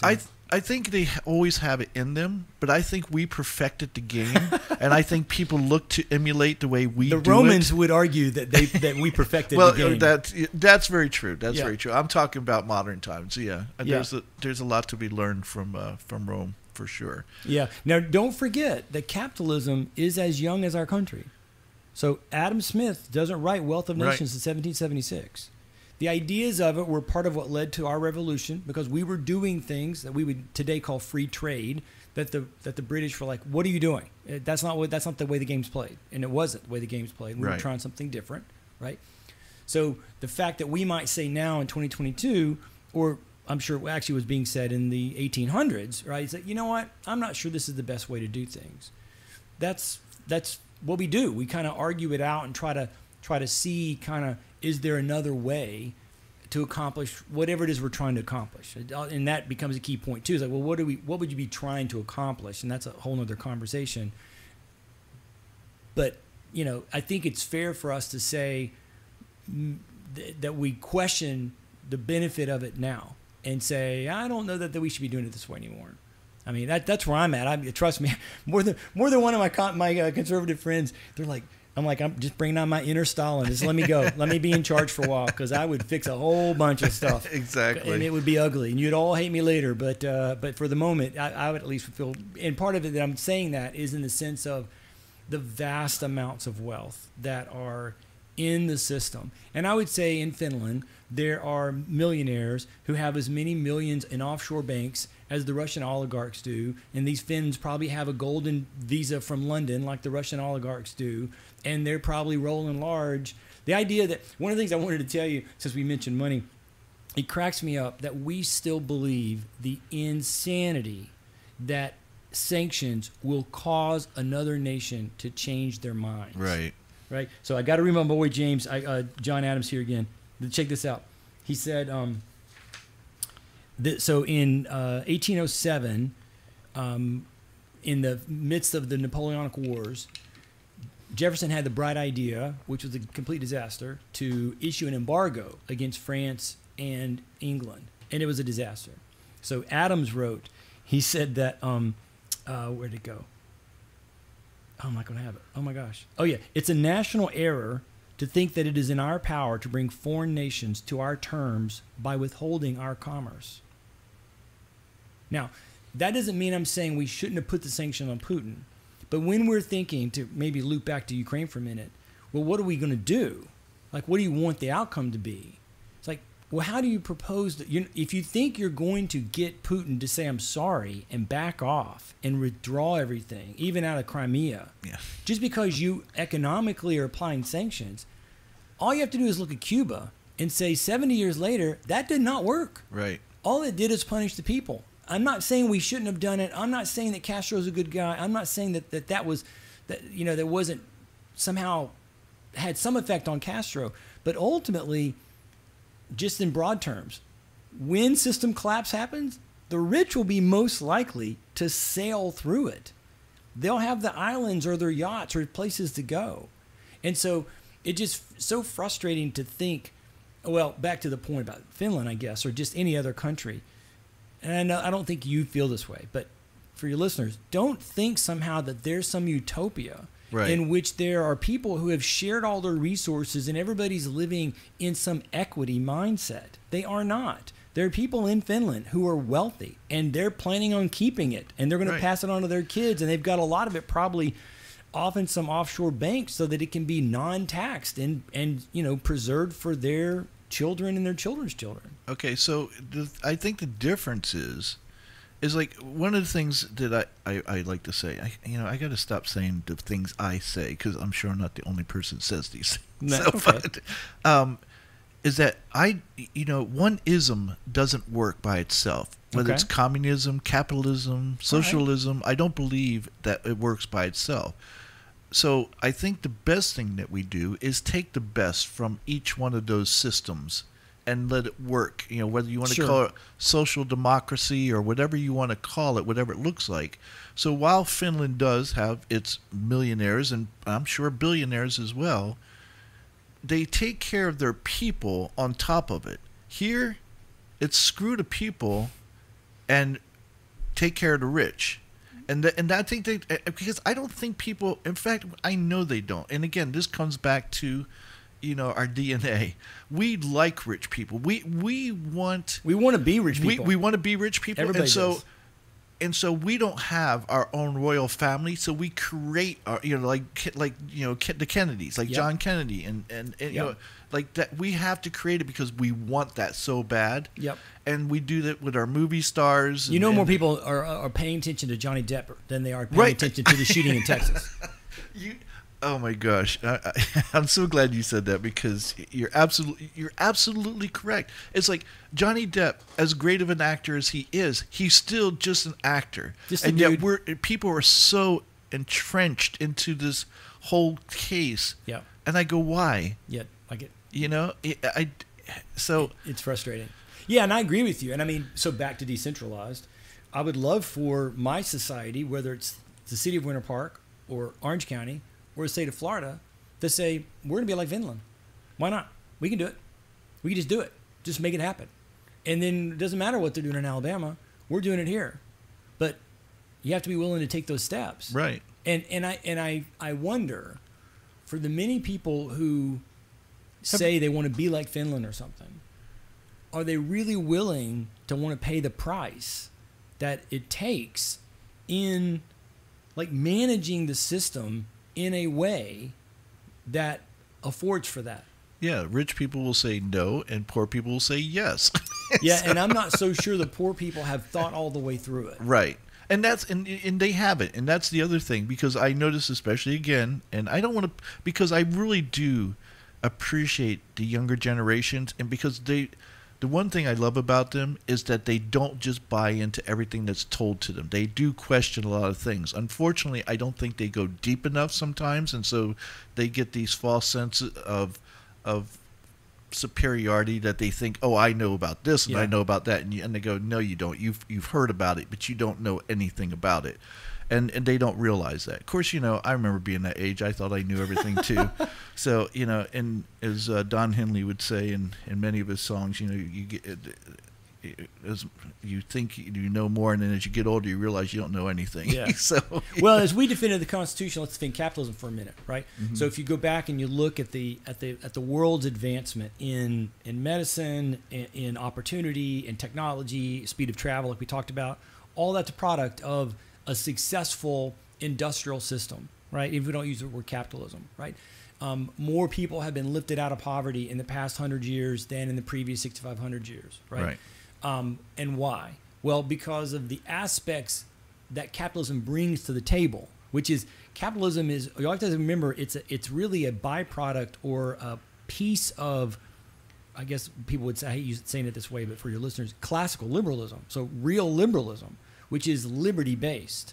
So again, capitalism emerging out of the feudal system, where you were not allowed to create your own podcast or your own, thing that you do to create money through your own skill and talent, right? You had to do what the system told you had to do, which is from what I understand, particularly of a communist system, a lot of what a communist system is, right? So there's, so Hayek's argument that it's really serfdom reborn, right, in his book, The Road to Serfdom, looking at the communist system in particular, but perhaps to some degree even many, at least mid-century, mid-20th century socialist states, I think has some merit to at least be warned about and say, okay, wait, is that really what we're talking about? But when you say there's a lot of opportunity, a lot of provision, and if you bring in minorities or whether it's just women, if you go back and say, where were we mid-century or even 1800s from a sense of your lifestyle and your luxury and your opportunities and your capabilities from a sense the system gives you,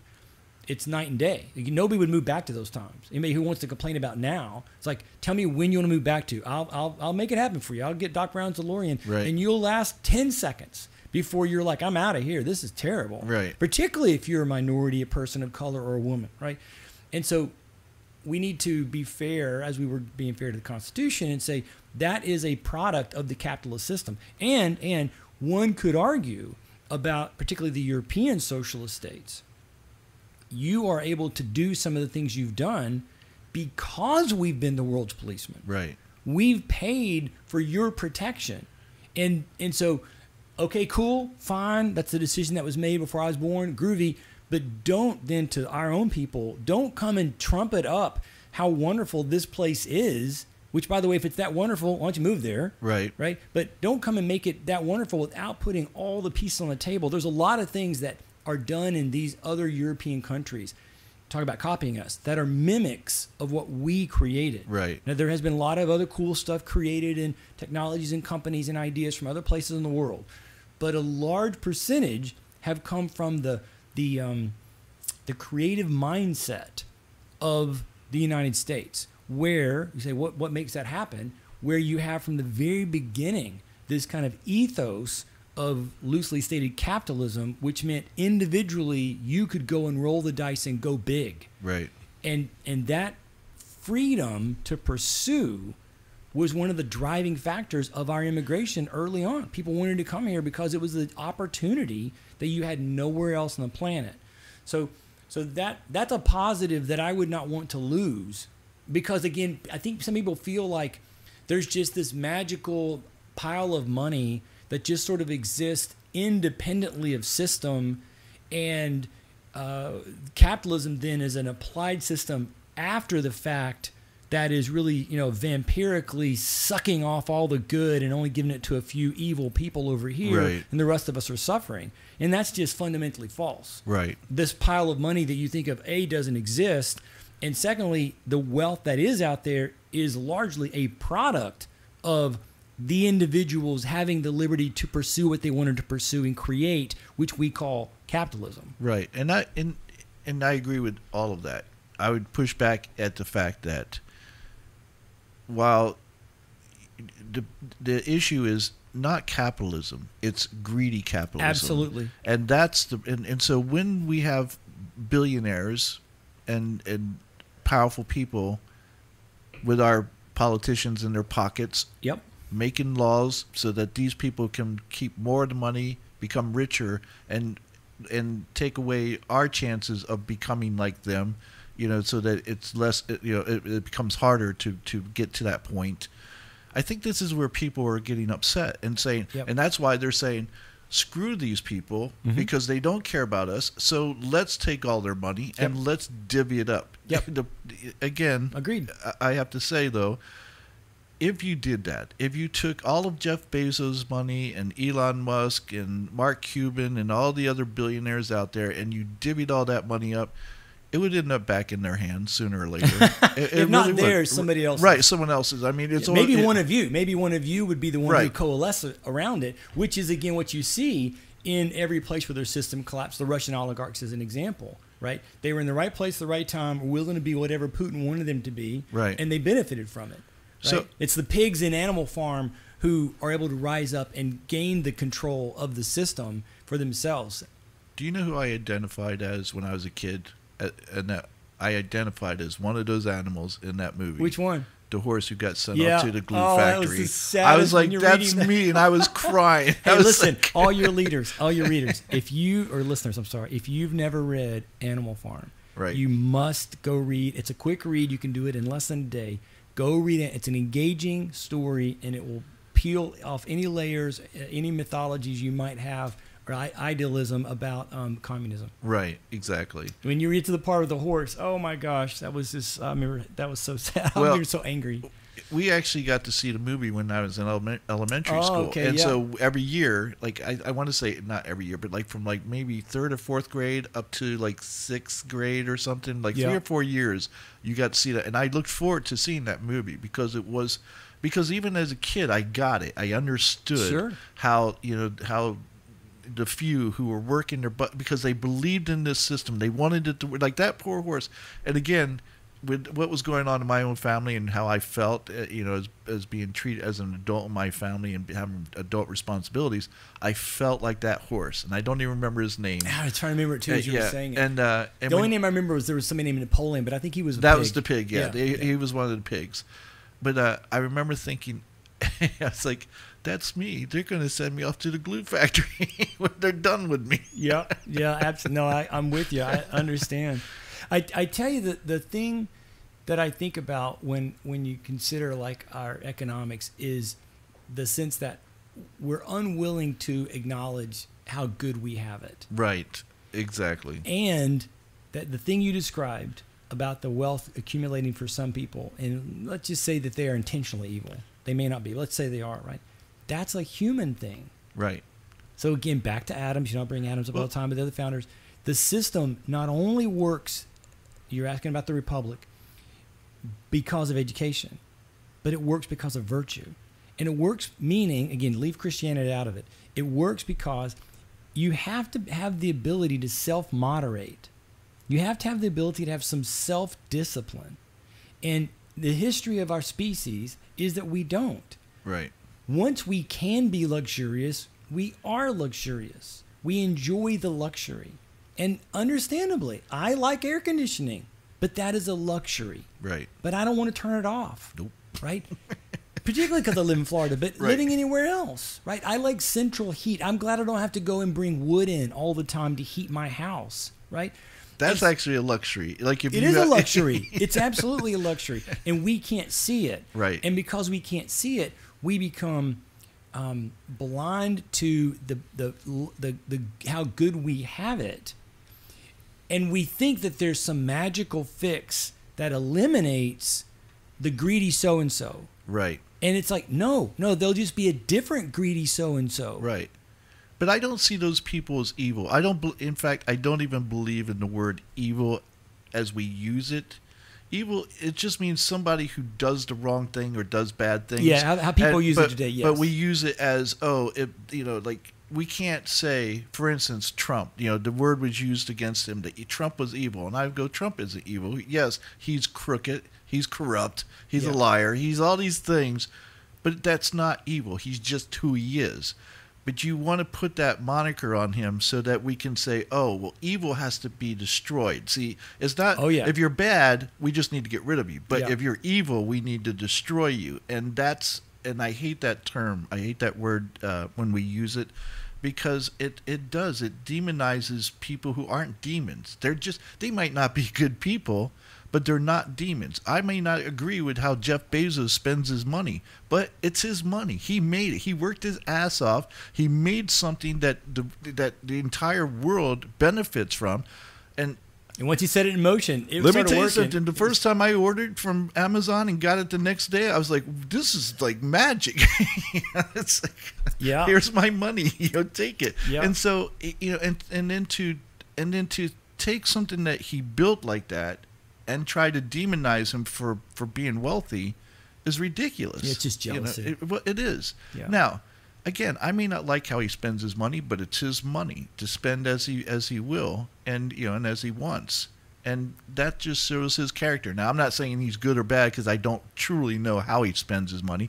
And oftentimes, these wealthy people give to charities all the time, and you never hear about it. Of course, many of them only give because they can write a lot of it off. Right? They give very little. Right. They give the amount that they can write off. But the mindset of these billionaires is different, because I don't think it even comes. It's not about. It's about winning. It's about accumulating and having the most. Like, if you don't think that there's a thing going on between Elon Musk and Jeff Bezos and competition, I assure you there is. And if either one of them could ever destroy the other one, it would be. It's a game to them. It's not like, oh, he wants to be evil and destroy. Never satisfied. Right? They're never. It's like playing Monopoly. You want to win. You want to accumulate everything you can because you want to win the game. And that's how it's always been with people like that. Yeah, you see it all the time. You see it all around in all levels of people. That we're never satisfied with what we have. We always want something more. Right. Which is Hobbes' point. Right. So that's why I'm a huge Hobbes guy. Right. Because Hobbes is missing from our equation, and we don't use him. We don't admit it. We're not willing to go there. But that the self is always going to, get more for itself, even if necessary, in conflict with another. Well, and I think, and again, this is a problem that many people in this country have. It's like Elon Musk received billions from our government for his companies. It's our money. Okay, it's our money. Yeah. Then he wants a tweet out there that he thinks, government, any type of subsidies, they never go away, blah, blah, blah, and he's talking about anything that helps the poor people, God forbid if we have welfare or anything like that, because it will never go away. And I want to go, you hypocrite. Absolutely. You freaking hypocrite. How dare you, Yeah. Yeah. With being the richest man in the world, I would think you could pay some of that money back that the people of this country. Well, that's what's the problem. That's a missing piece that we've got when you go back and study the Renaissance. There were obviously amazingly wealthy people at that time too, and most of them invested most or large percentages of their money in the civic society, right, in some capacity. And you don't see that today. No. Or if you do, like you mentioned, some of them, they probably all give some money to some charities. And from a total amount, it's probably a large amount. But from a percentage, it's nothing. Right. And the thing is I might just be talking out my ass right now, but from what I see, they only give when it benefits them. Like, they don't give out of their heart. It may not be true, but it feels right. that way. It just seems like, if I give to this charity, I'll get great publicity on this, and so it'll benefit me. I'll receive whatever money I give away, I'll receive back tenfold because of the great publicity I'm going to get out of this. And particularly when you see it in certain organizations or certain arenas that then impact other areas. So, for instance, the Gates Foundation, and they're giving to, the pharmaceutical, scientific community. Right. You start wondering, is there a connection? Is there some kind of a tie in there? And there may not be, but you just feel like there is, like you said, because again of human nature, that sense of I wonder if you're giving for a benefit that comes back to you in some way of either control or more money. Yeah, well, with him, I would say at Bill Gates, it's hard to believe, I mean, here's a guy who's said he's going to give all of his money away, and yet he's still out there, and now the things that he's doing are just reprehensible. I think, honestly, and I'm going, I would never have thought that about him before. So let me counter my own argument from a while ago that system collapse is here, or we're close, or this kind of stuff.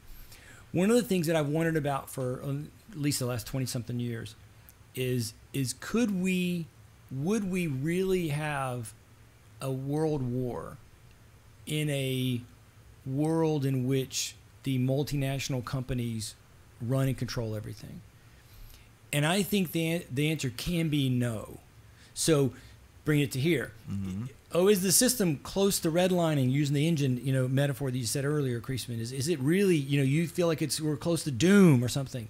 It is possible that all the big players that you can think of in the industrial world, Coke, McDonald's, Apple, Ford, all those guys, that their hooks, they've got so much writing on continuation of the system that they'll never let it collapse. Right. So it's possible that there'll be some version of limping along. And I say that to maybe loop it back. I don't know what time we were in, but we maybe need to get to the end, but loop it back to Russia and Ukraine. Just 3 hours ago or so, I was watching the CEO of Volkswagen. He's a German gentleman, in an interview talking about the war. And the short version, not trying to besmirch him and say it too simply, but the short version was, we need this war to end. Financially, we need it to end. Right. And what I heard him saying was the potential downside economically, but also to the citizens of the world, are of greater concern than the downside of the citizens of Ukraine. Their potential conquest by Russia, or at least partial conquest by Russia, is of less concern to me than the citizens of the world, right. Which I think is, again, maybe double speak for actually my own bottom line right. as Volkswagen, exactly. and making the world a better place. And he talked about poverty in Africa and other places, and that's what I'm concerned about, and food from Ukraine and all that kind of stuff. And I thought to myself, there's my answer. So in talking about Russia and Ukraine, it's like, well, how do you get out of this? And it's like, well, there is no way out of it, not without full conquest of Russia or assassination of Putin. And I'm saying that not sarcastically or sardonically. Right, no, I agree. Because you've now put him in a corner through your sanctions. What are you going to do if he says, okay, we've got a peace agreement, we're going to start trading with Russia again? I mean, if Hitler in 1943 right. had backed down or had said, okay, I'm cool, I'm good now, are we going to let him, come to the stock market, stuff like that? I mean, what kind of leader are you? Well, actually, I think the answer to that is yes. What I heard from Volkswagen, what I think I would hear from certain people, I won't even use names, but some of our industrial leaders, is that the need for their continuation of system activity, sales, a supply train that's working well, oil, will lead them to say to Zelensky, you're going to make a deal. We're going to make you make a deal because you're only surviving at the level you're surviving because we're giving you weapons. But wouldn't that be a mistake in the long run? Saying, it'd be terrible. Like if we, I'm not saying it's a good thing. Okay, good. I'm saying right. that that's the mindset that most people have. I mean, now some of this I think is back to the capitalism and the frustration of the greed, but I think part of it also is this loss of people. I'm so shocked that they're bombing cities. Like, really? Have you not paid attention to the news in just the past 15 years? Right. I mean, I can show you place after place on the planet where that. I mean, there's no innocent civilians. I mean, we can say that person was innocently not carrying a weapon. But in warfare, there's no innocent civilians. Well, and that's a great point that you make, because up until just recently, like you said, the Mongolians didn't go conquering and go, oh, innocent civilians, don't kill them. Look what happened to Leningrad for 3 years in World War II. Look what happened to Vicksburg, Mississippi for 40-something days. I mean, war, as Sherman, I think it was Sherman, or it might have been Lee, war is hell. Right. Right? And so people act today like they can't believe that they're shocked that Russia's trying to win. Right. And trying to win, they want to inflict as much pain as possible. Exactly. It's like, so then because they act that shocked, they're looking for solutions that don't involve pain, economic pain, which of course Putin's not feeling at all. Right. And it's like, I mean, it is plausible to say our strategy is to lead to a massive revolt in Russia, where they storm the castle and kill him themselves. Oh, okay, that's your plan. All right, fine. That seems really unlikely. Again, Castro as an example. Right. Okay, you're in a war with someone who is saying we're going to keep fighting till we win, and we think we can do it. Whether we agree with his assessment of his military or not, it's totally the point. If he thinks he can keep going, and his people support him, then he can keep going. And if all that's fighting against him is the Ukraine, then at some point, wars end when one side realizes the cost is too high to spend. Most of the time, the other side has to inflict that knowledge on them. They don't just go, okay, I've decided it's too high. They've seen either through military losses, loss of land, takeover, some stuff has happened. In World War II, we had to drop two atomic bombs before finally Japan's like, okay, the cost is too high. In World War II in Berlin, we had to conquer the capital And then before we could put him on trial and probably kill him ourselves, he assassinates himself. I mean, he suicides Hitler, right? We had to take all the land back. We took every inch of their land back. There was no part of their land that we didn't take back. We didn't do that in Japan because we used 2 atomic bombs, right? You have to convince them. In 1865, I mean, the South did not quit until we had killed all their armies. Right. And then they were starved to death, and then they're finally at the end. And even then, as we know from the rise of the Klan, there were many soldiers who were like, screw this, I'm going to keep fighting. Right. Same thing was going to happen in Japan, by the way. There was an attempted kidnapping of the emperor, so he'd go into the mountains and call everybody, the emperor says keep fighting. Right? So that's got to happen here. Either Ukraine or Russia have got to be brought to the point where they go, the cost is too high to keep fighting. And I don't think you're going to see that on the side of Russia, only because Russia, I mean, right. Ukraine is an important spot for them, just simply because I know that it's very agricultural, and it can look. If we look at the 3 superpowers, we're the only superpower that can be self-sustainable. Yeah, we could. With Russia getting Ukraine back, they could be very close to becoming the second one who could be sustainable. Correct. So to them, as far as strategy goes, the benefits of getting the Ukraine back are not just about the minerals and things that. And so, if Russia wins, what happens next? Russia in the world. Well, that's right? the thing. Russia becomes. We go back to trading with them. We go back to involving them. The world does. I don't know if we do, and Yeah. I think that's the thing. It's like, we could have turned things around, as you said. You get more bees with honey. It's like, if we had gone in and done the things that we should have done, as you said, dismantle NATO and gone in there and showed good faith to go, hey, let's work together here. But we don't do that. We didn't. Right. There would be no claim that Putin could make in the year 2022 of an expansion of NATO if NATO no longer exists, because we won. You have a huge victory parade through all the capitals. We won. Ha ha. And then you give them billions of dollars in Moscow, and you include them in the system. You bring them in a deeper way with the leaders. This is pre-Putin, right? We missed that window. Okay, so is that not an analogy for doing the same thing for the people of this country? Bring the people of this country into the game. Let them be part of it again. Yeah, absolutely. And let's see if we don't all flourish instead of just, trying to keep people down or trying to keep systems down, because at some point you'll see them as competition, and that you'll have to destroy them then. Because your greed is just so out of control that you can't see anything else. I just hope we get there, because is Putin willing to be national leader number 2 to drop an atomic bomb somewhere, even tactical?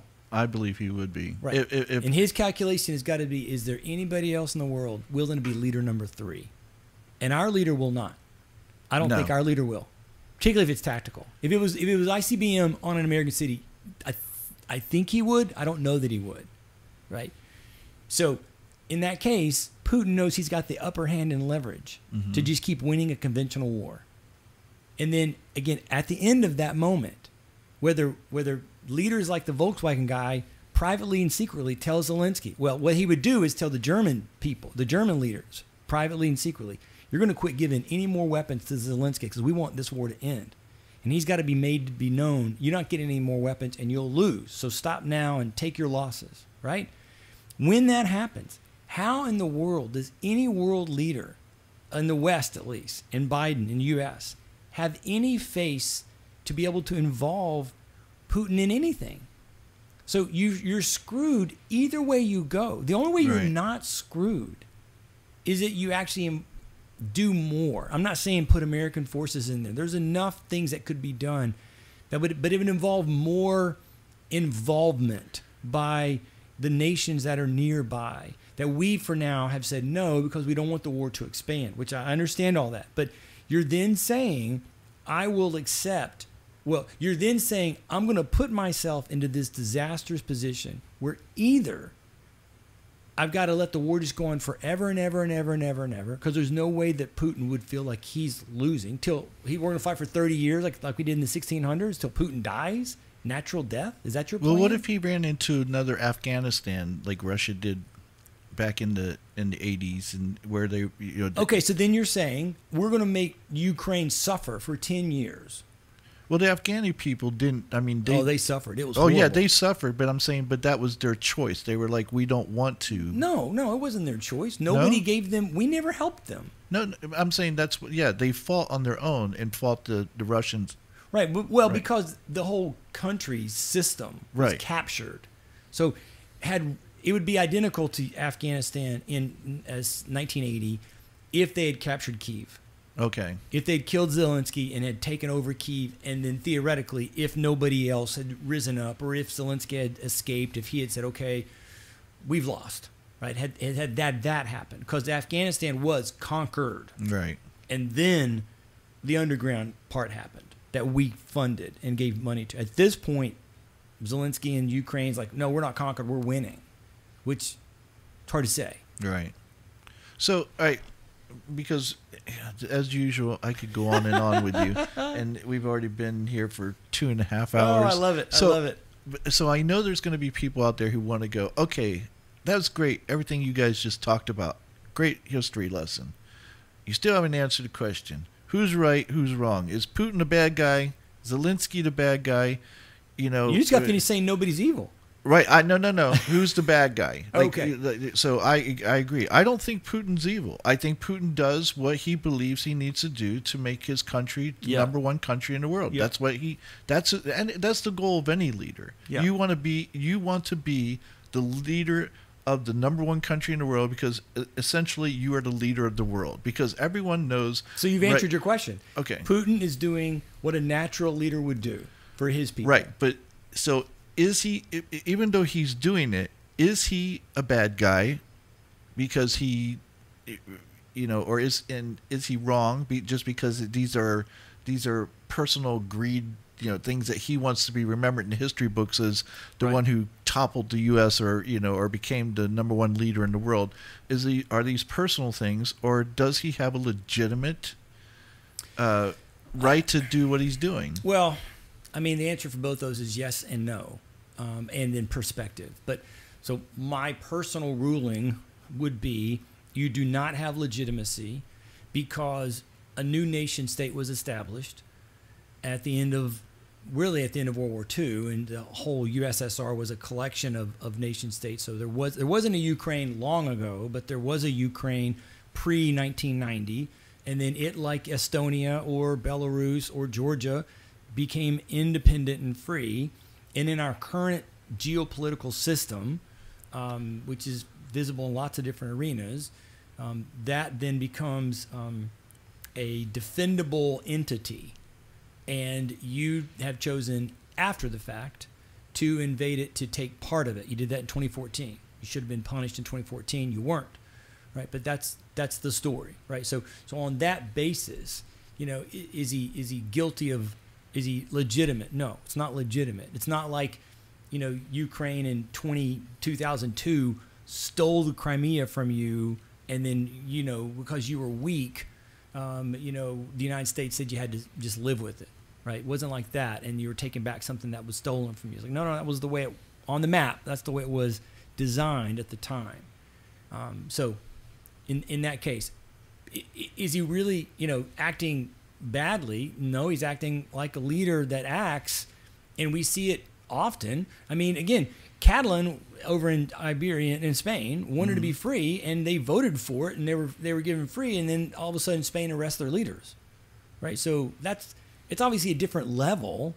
It's not by any way comparable in the sense of the suffering, but it's the same principle of a leader, the person in charge of Spain, the people in charge of Spain, saying, yep, we don't want part of that going away. No different than if Florida said, hey, we voted, we're going to secede, right? Even if there wasn't like a war, like in 1861, no president's going to go, okay, cool, right? They're going to say, no, you can't do that. And they would come and arrest people, and they'd try to have the FBI involved. So there was a legal sense of it. But what you're doing is using the force of the state to accomplish the aims you want to accomplish. That's what Putin is doing. That's what Zelensky. They're both doing it. They're saying we're going to use the force of the state to accomplish what we want to accomplish. So, because the world wants to believe that I've heard this. We're a nation of, we're a globe of laws. We're a globe, law. What's the phrase? It's a law system or something. It's like, no, on what? Why did you say that? Well, because we want to pretend that's what it is coming out of World War II. When we, lying to ourselves, say, oh, we banished all war, right? So there's been no war since World War II.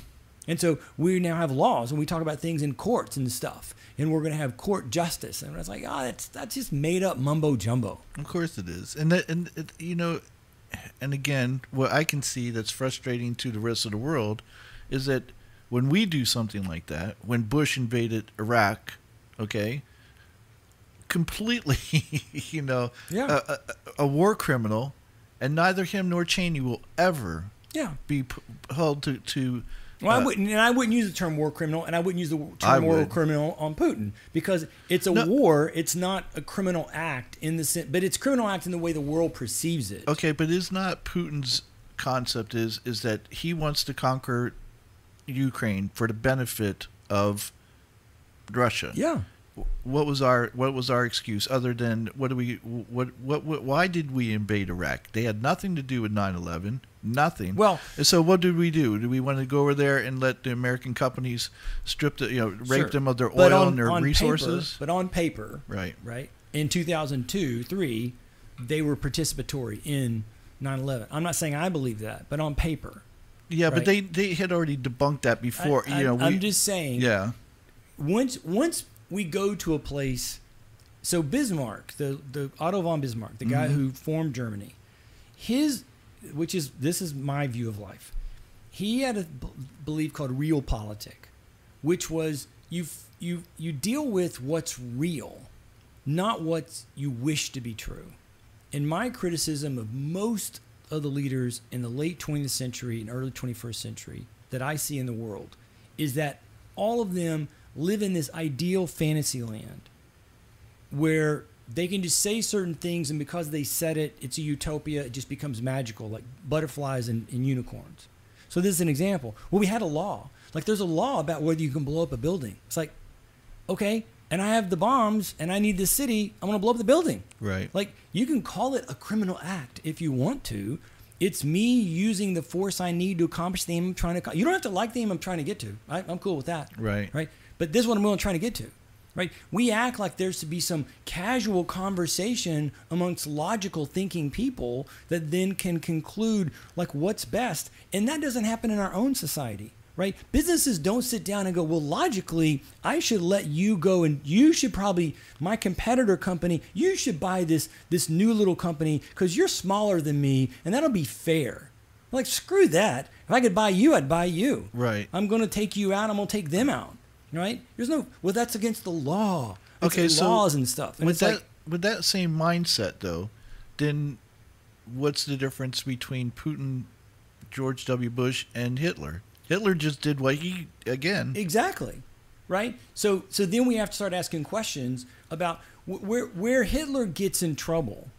And I think we can then start saying, is this what Bush did? Is this what Putin did? Is this what Polk did in Mexico? Right, the one war that we've ever been a part of that I'm really embarrassed by, that is unexplainable, that is undefendable in my opinion. Did they collect people and murder them? So the new thing, so the thing in Bucha near Kyiv, right? That we found mass graves, and maybe there have been hundreds of people. And it seems like there have been hundreds of people. So not the people who were killed as a bomb, that's one thing. The people who just get rounded up and then arbitrarily shot, like the Germans did when they rolled into Ukraine, right? The Einsatzgruppen, right? The killing squads, right? That's a different animal. In general terms, as far as I'm aware, that did not happen at all in Iraq. It did happen some. It has happened in the Ukraine. At some level, right? How much we don't know yet because it's all still so fresh. How many people are we talking about?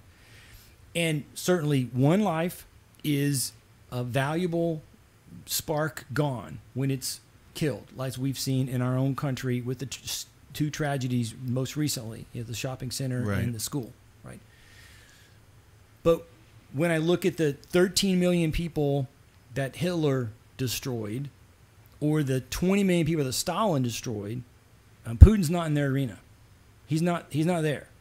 That's not happened. Right. Now, maybe he plans on it. Maybe when he wins, he's going to find all the Ukrainians in the part of the Donbass who believe that they're Ukrainian. He's going to march them all to death camps and kill them all, which would be obviously horrific, because we would be talking at that point of tens of thousands.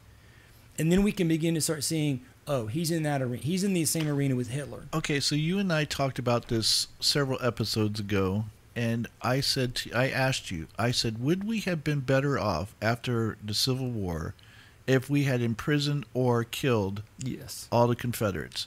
So how is that not the same as Hitler killing who he believes are? Now again, Sure, it's his perception, mind you. Right. But how is that any different from his thought? Is that the Jewish people are ruining this country and bringing this country down? We must get rid of them. So I would not say we would have killed everybody in the South. I wouldn't have necessarily said had to kill too many people. You would have arrested certain leaders and put them on trial. And certain leaders would have been hundreds, maybe not 1,000. Do we not deal with their families though? Just like like the Middle East, we go sure, over there. Maybe you then deal with the legacy, but I still wouldn't kill those people. Right? The next thing you would do, this is 1865, is you never allow them to vote ever again. So I'm the grandson. Why don't I get to vote? Yeah, your grandfather screwed up. You were a traitor. Right. Here's your choice. You can not vote, or we can arrest you. Which one do you want? You want to live freely and have the money you have, and not vote, or do you want to go to jail? And how many generations do we go before? I probably would go two. Two? That would have been my thought. Maybe it's just the one. Maybe that person's son isn't, and that's a whole different narrow concept. Right. But then thirdly, you strip them of their wealth. Not strip them of all their money. You strip them of their wealth. This was Sherman's idea, and he wasn't alone in this.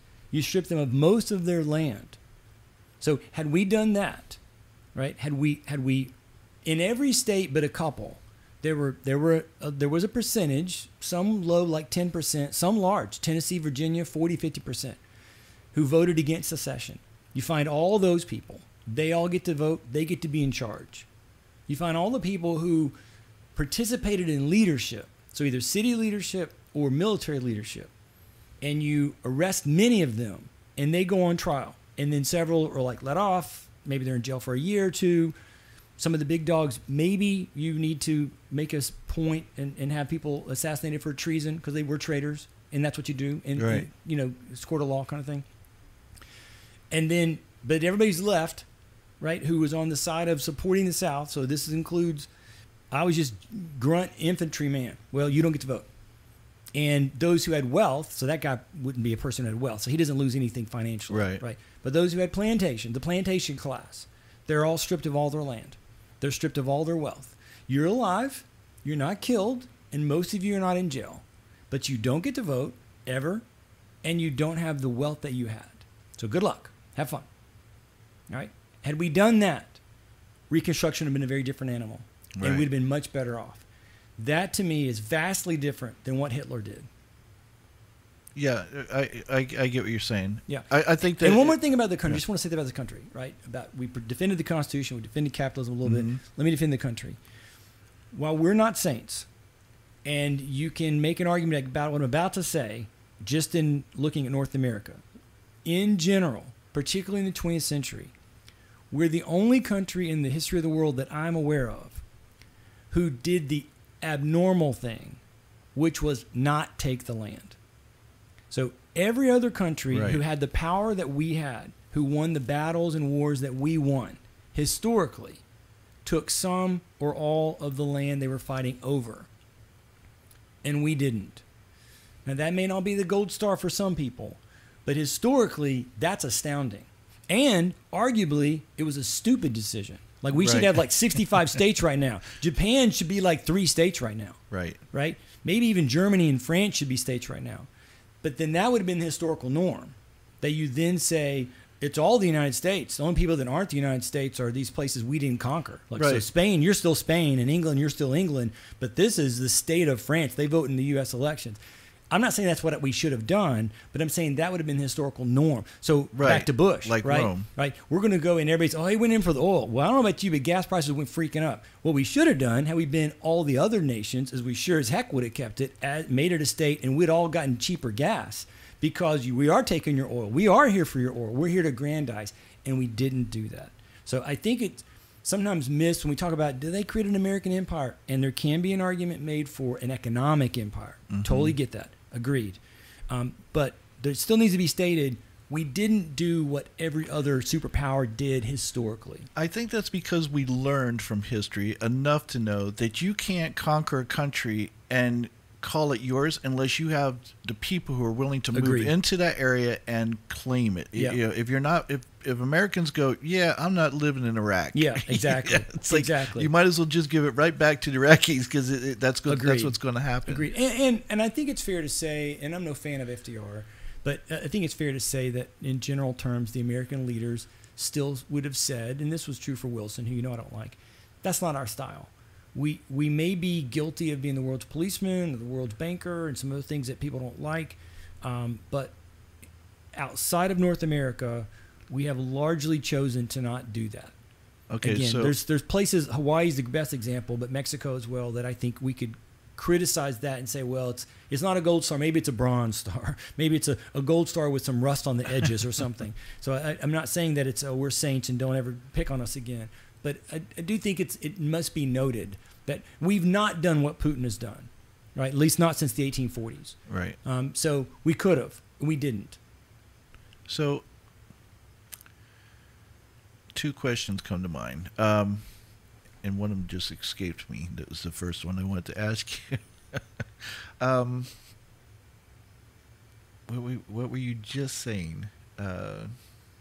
I don't know. Said a lot. Too much, probably. Yeah. Your listeners are like, Not I'm at over all. this. Cut All right, it off. So what's the best that we can hope for? What is it that we would want to see as Americans, you know, with this war with Putin and Well, so what I would want to see, though, is related to justice. Right. So I would, quite honestly, I want Russia, I want Putin to be toppled, arrested, assassinated, taken out. I want Russia to get their hands spanked. I want Russia to lose and lose big. And I say this reluctantly, but if it takes American boots on the ground, so be it. You brought the war on, buddy. Let's go. We are the world's policemen. You can't do that, right? That's what I would want. We're not going to do that. right. And I say that because that's what I would want, because I know there's and they wouldn't say it openly, I think there's a lot of Americans who are with and again, I'm impugning the Volkswagen guy. Go look up the interview. It's on a company website called DW. It's a German news in English. So you can look it up, listen for yourself. But I think they want the war to be over as quick as possible. And that would mean kissing Putin right on the lips and just doing whatever he needs and bringing him back into the world system so we can have our games and our toys and feel good about the supply chain and have gas lower and we'll all be happy. I mean, quite honestly, I know a lot of people, and it gets into a different topic, but you know, if I told them, look, I can end the war, Ukraine's got to suffer a ton, but gas will be $2, they'd be like, okay, right? And that's not me. I'll take gas at $10. Right. Let's do it because of the morality of my sense of what I perceive would be best for the world. Right. Right. But I'm not somebody who says it'd be best for the world if Ukraine wins. But I don't know what's going to happen with butterflies and fairies and Gandalf and magic. That's what's going to happen, right? Should we go? Oh, hell no, we shouldn't go. No. Right. It's like, well, then how do you want it to end? Well, we'll just punish them financially. That'll work. Like, no, that's never worked. No, it ain't. So if you're going to go down the side of saying you want Russia to lose, there's only one way they lose. And it's, again, how I told you wars end. Right. And so you got to make that happen. Some way, somehow, and money will not be the way. And I understand what that means. And it's a bloody thing. And there's a sense in which, not to draw too close of a parallel, you know, when Hitler went into Czechoslovakia, and we're like, oh, I don't want to go. It's going to be, we'll cause another war. It's like, yeah, and another war came anyway. Yep. So you missed your chance to make it a smaller war, and you let it linger because you didn't have the backbone to go into it. Don't act like wars don't happen. Again, we've been in war every day since World War II. It just is a state of who we are as a people. Hobbes is right, and I'm sorry, and I would not wish it on us because war is hell, but It's going to be with us for as long as we exist. Or you need to say, I don't want Russia to win. I mean, I want Russia to win, and I want this over with, and I want to get my money back, and I want it to be as easy as possible because it's not going to end any other way. One of those two things has to happen. Real quick, I want to ask you, do we support Taiwan or if China does anything? I would. I would too. I agree. But that, again, what does that mean? Right, and I agree with you. Are you willing to pay the price? And Yep. I say yes. And again, people can go, oh well, it's easy for you to say because you're old, and I'm not. Well, So- and to pay the price to tee us up for another conversation. I know you wanted to Right. talk about a couple other talks Yes. later on, right?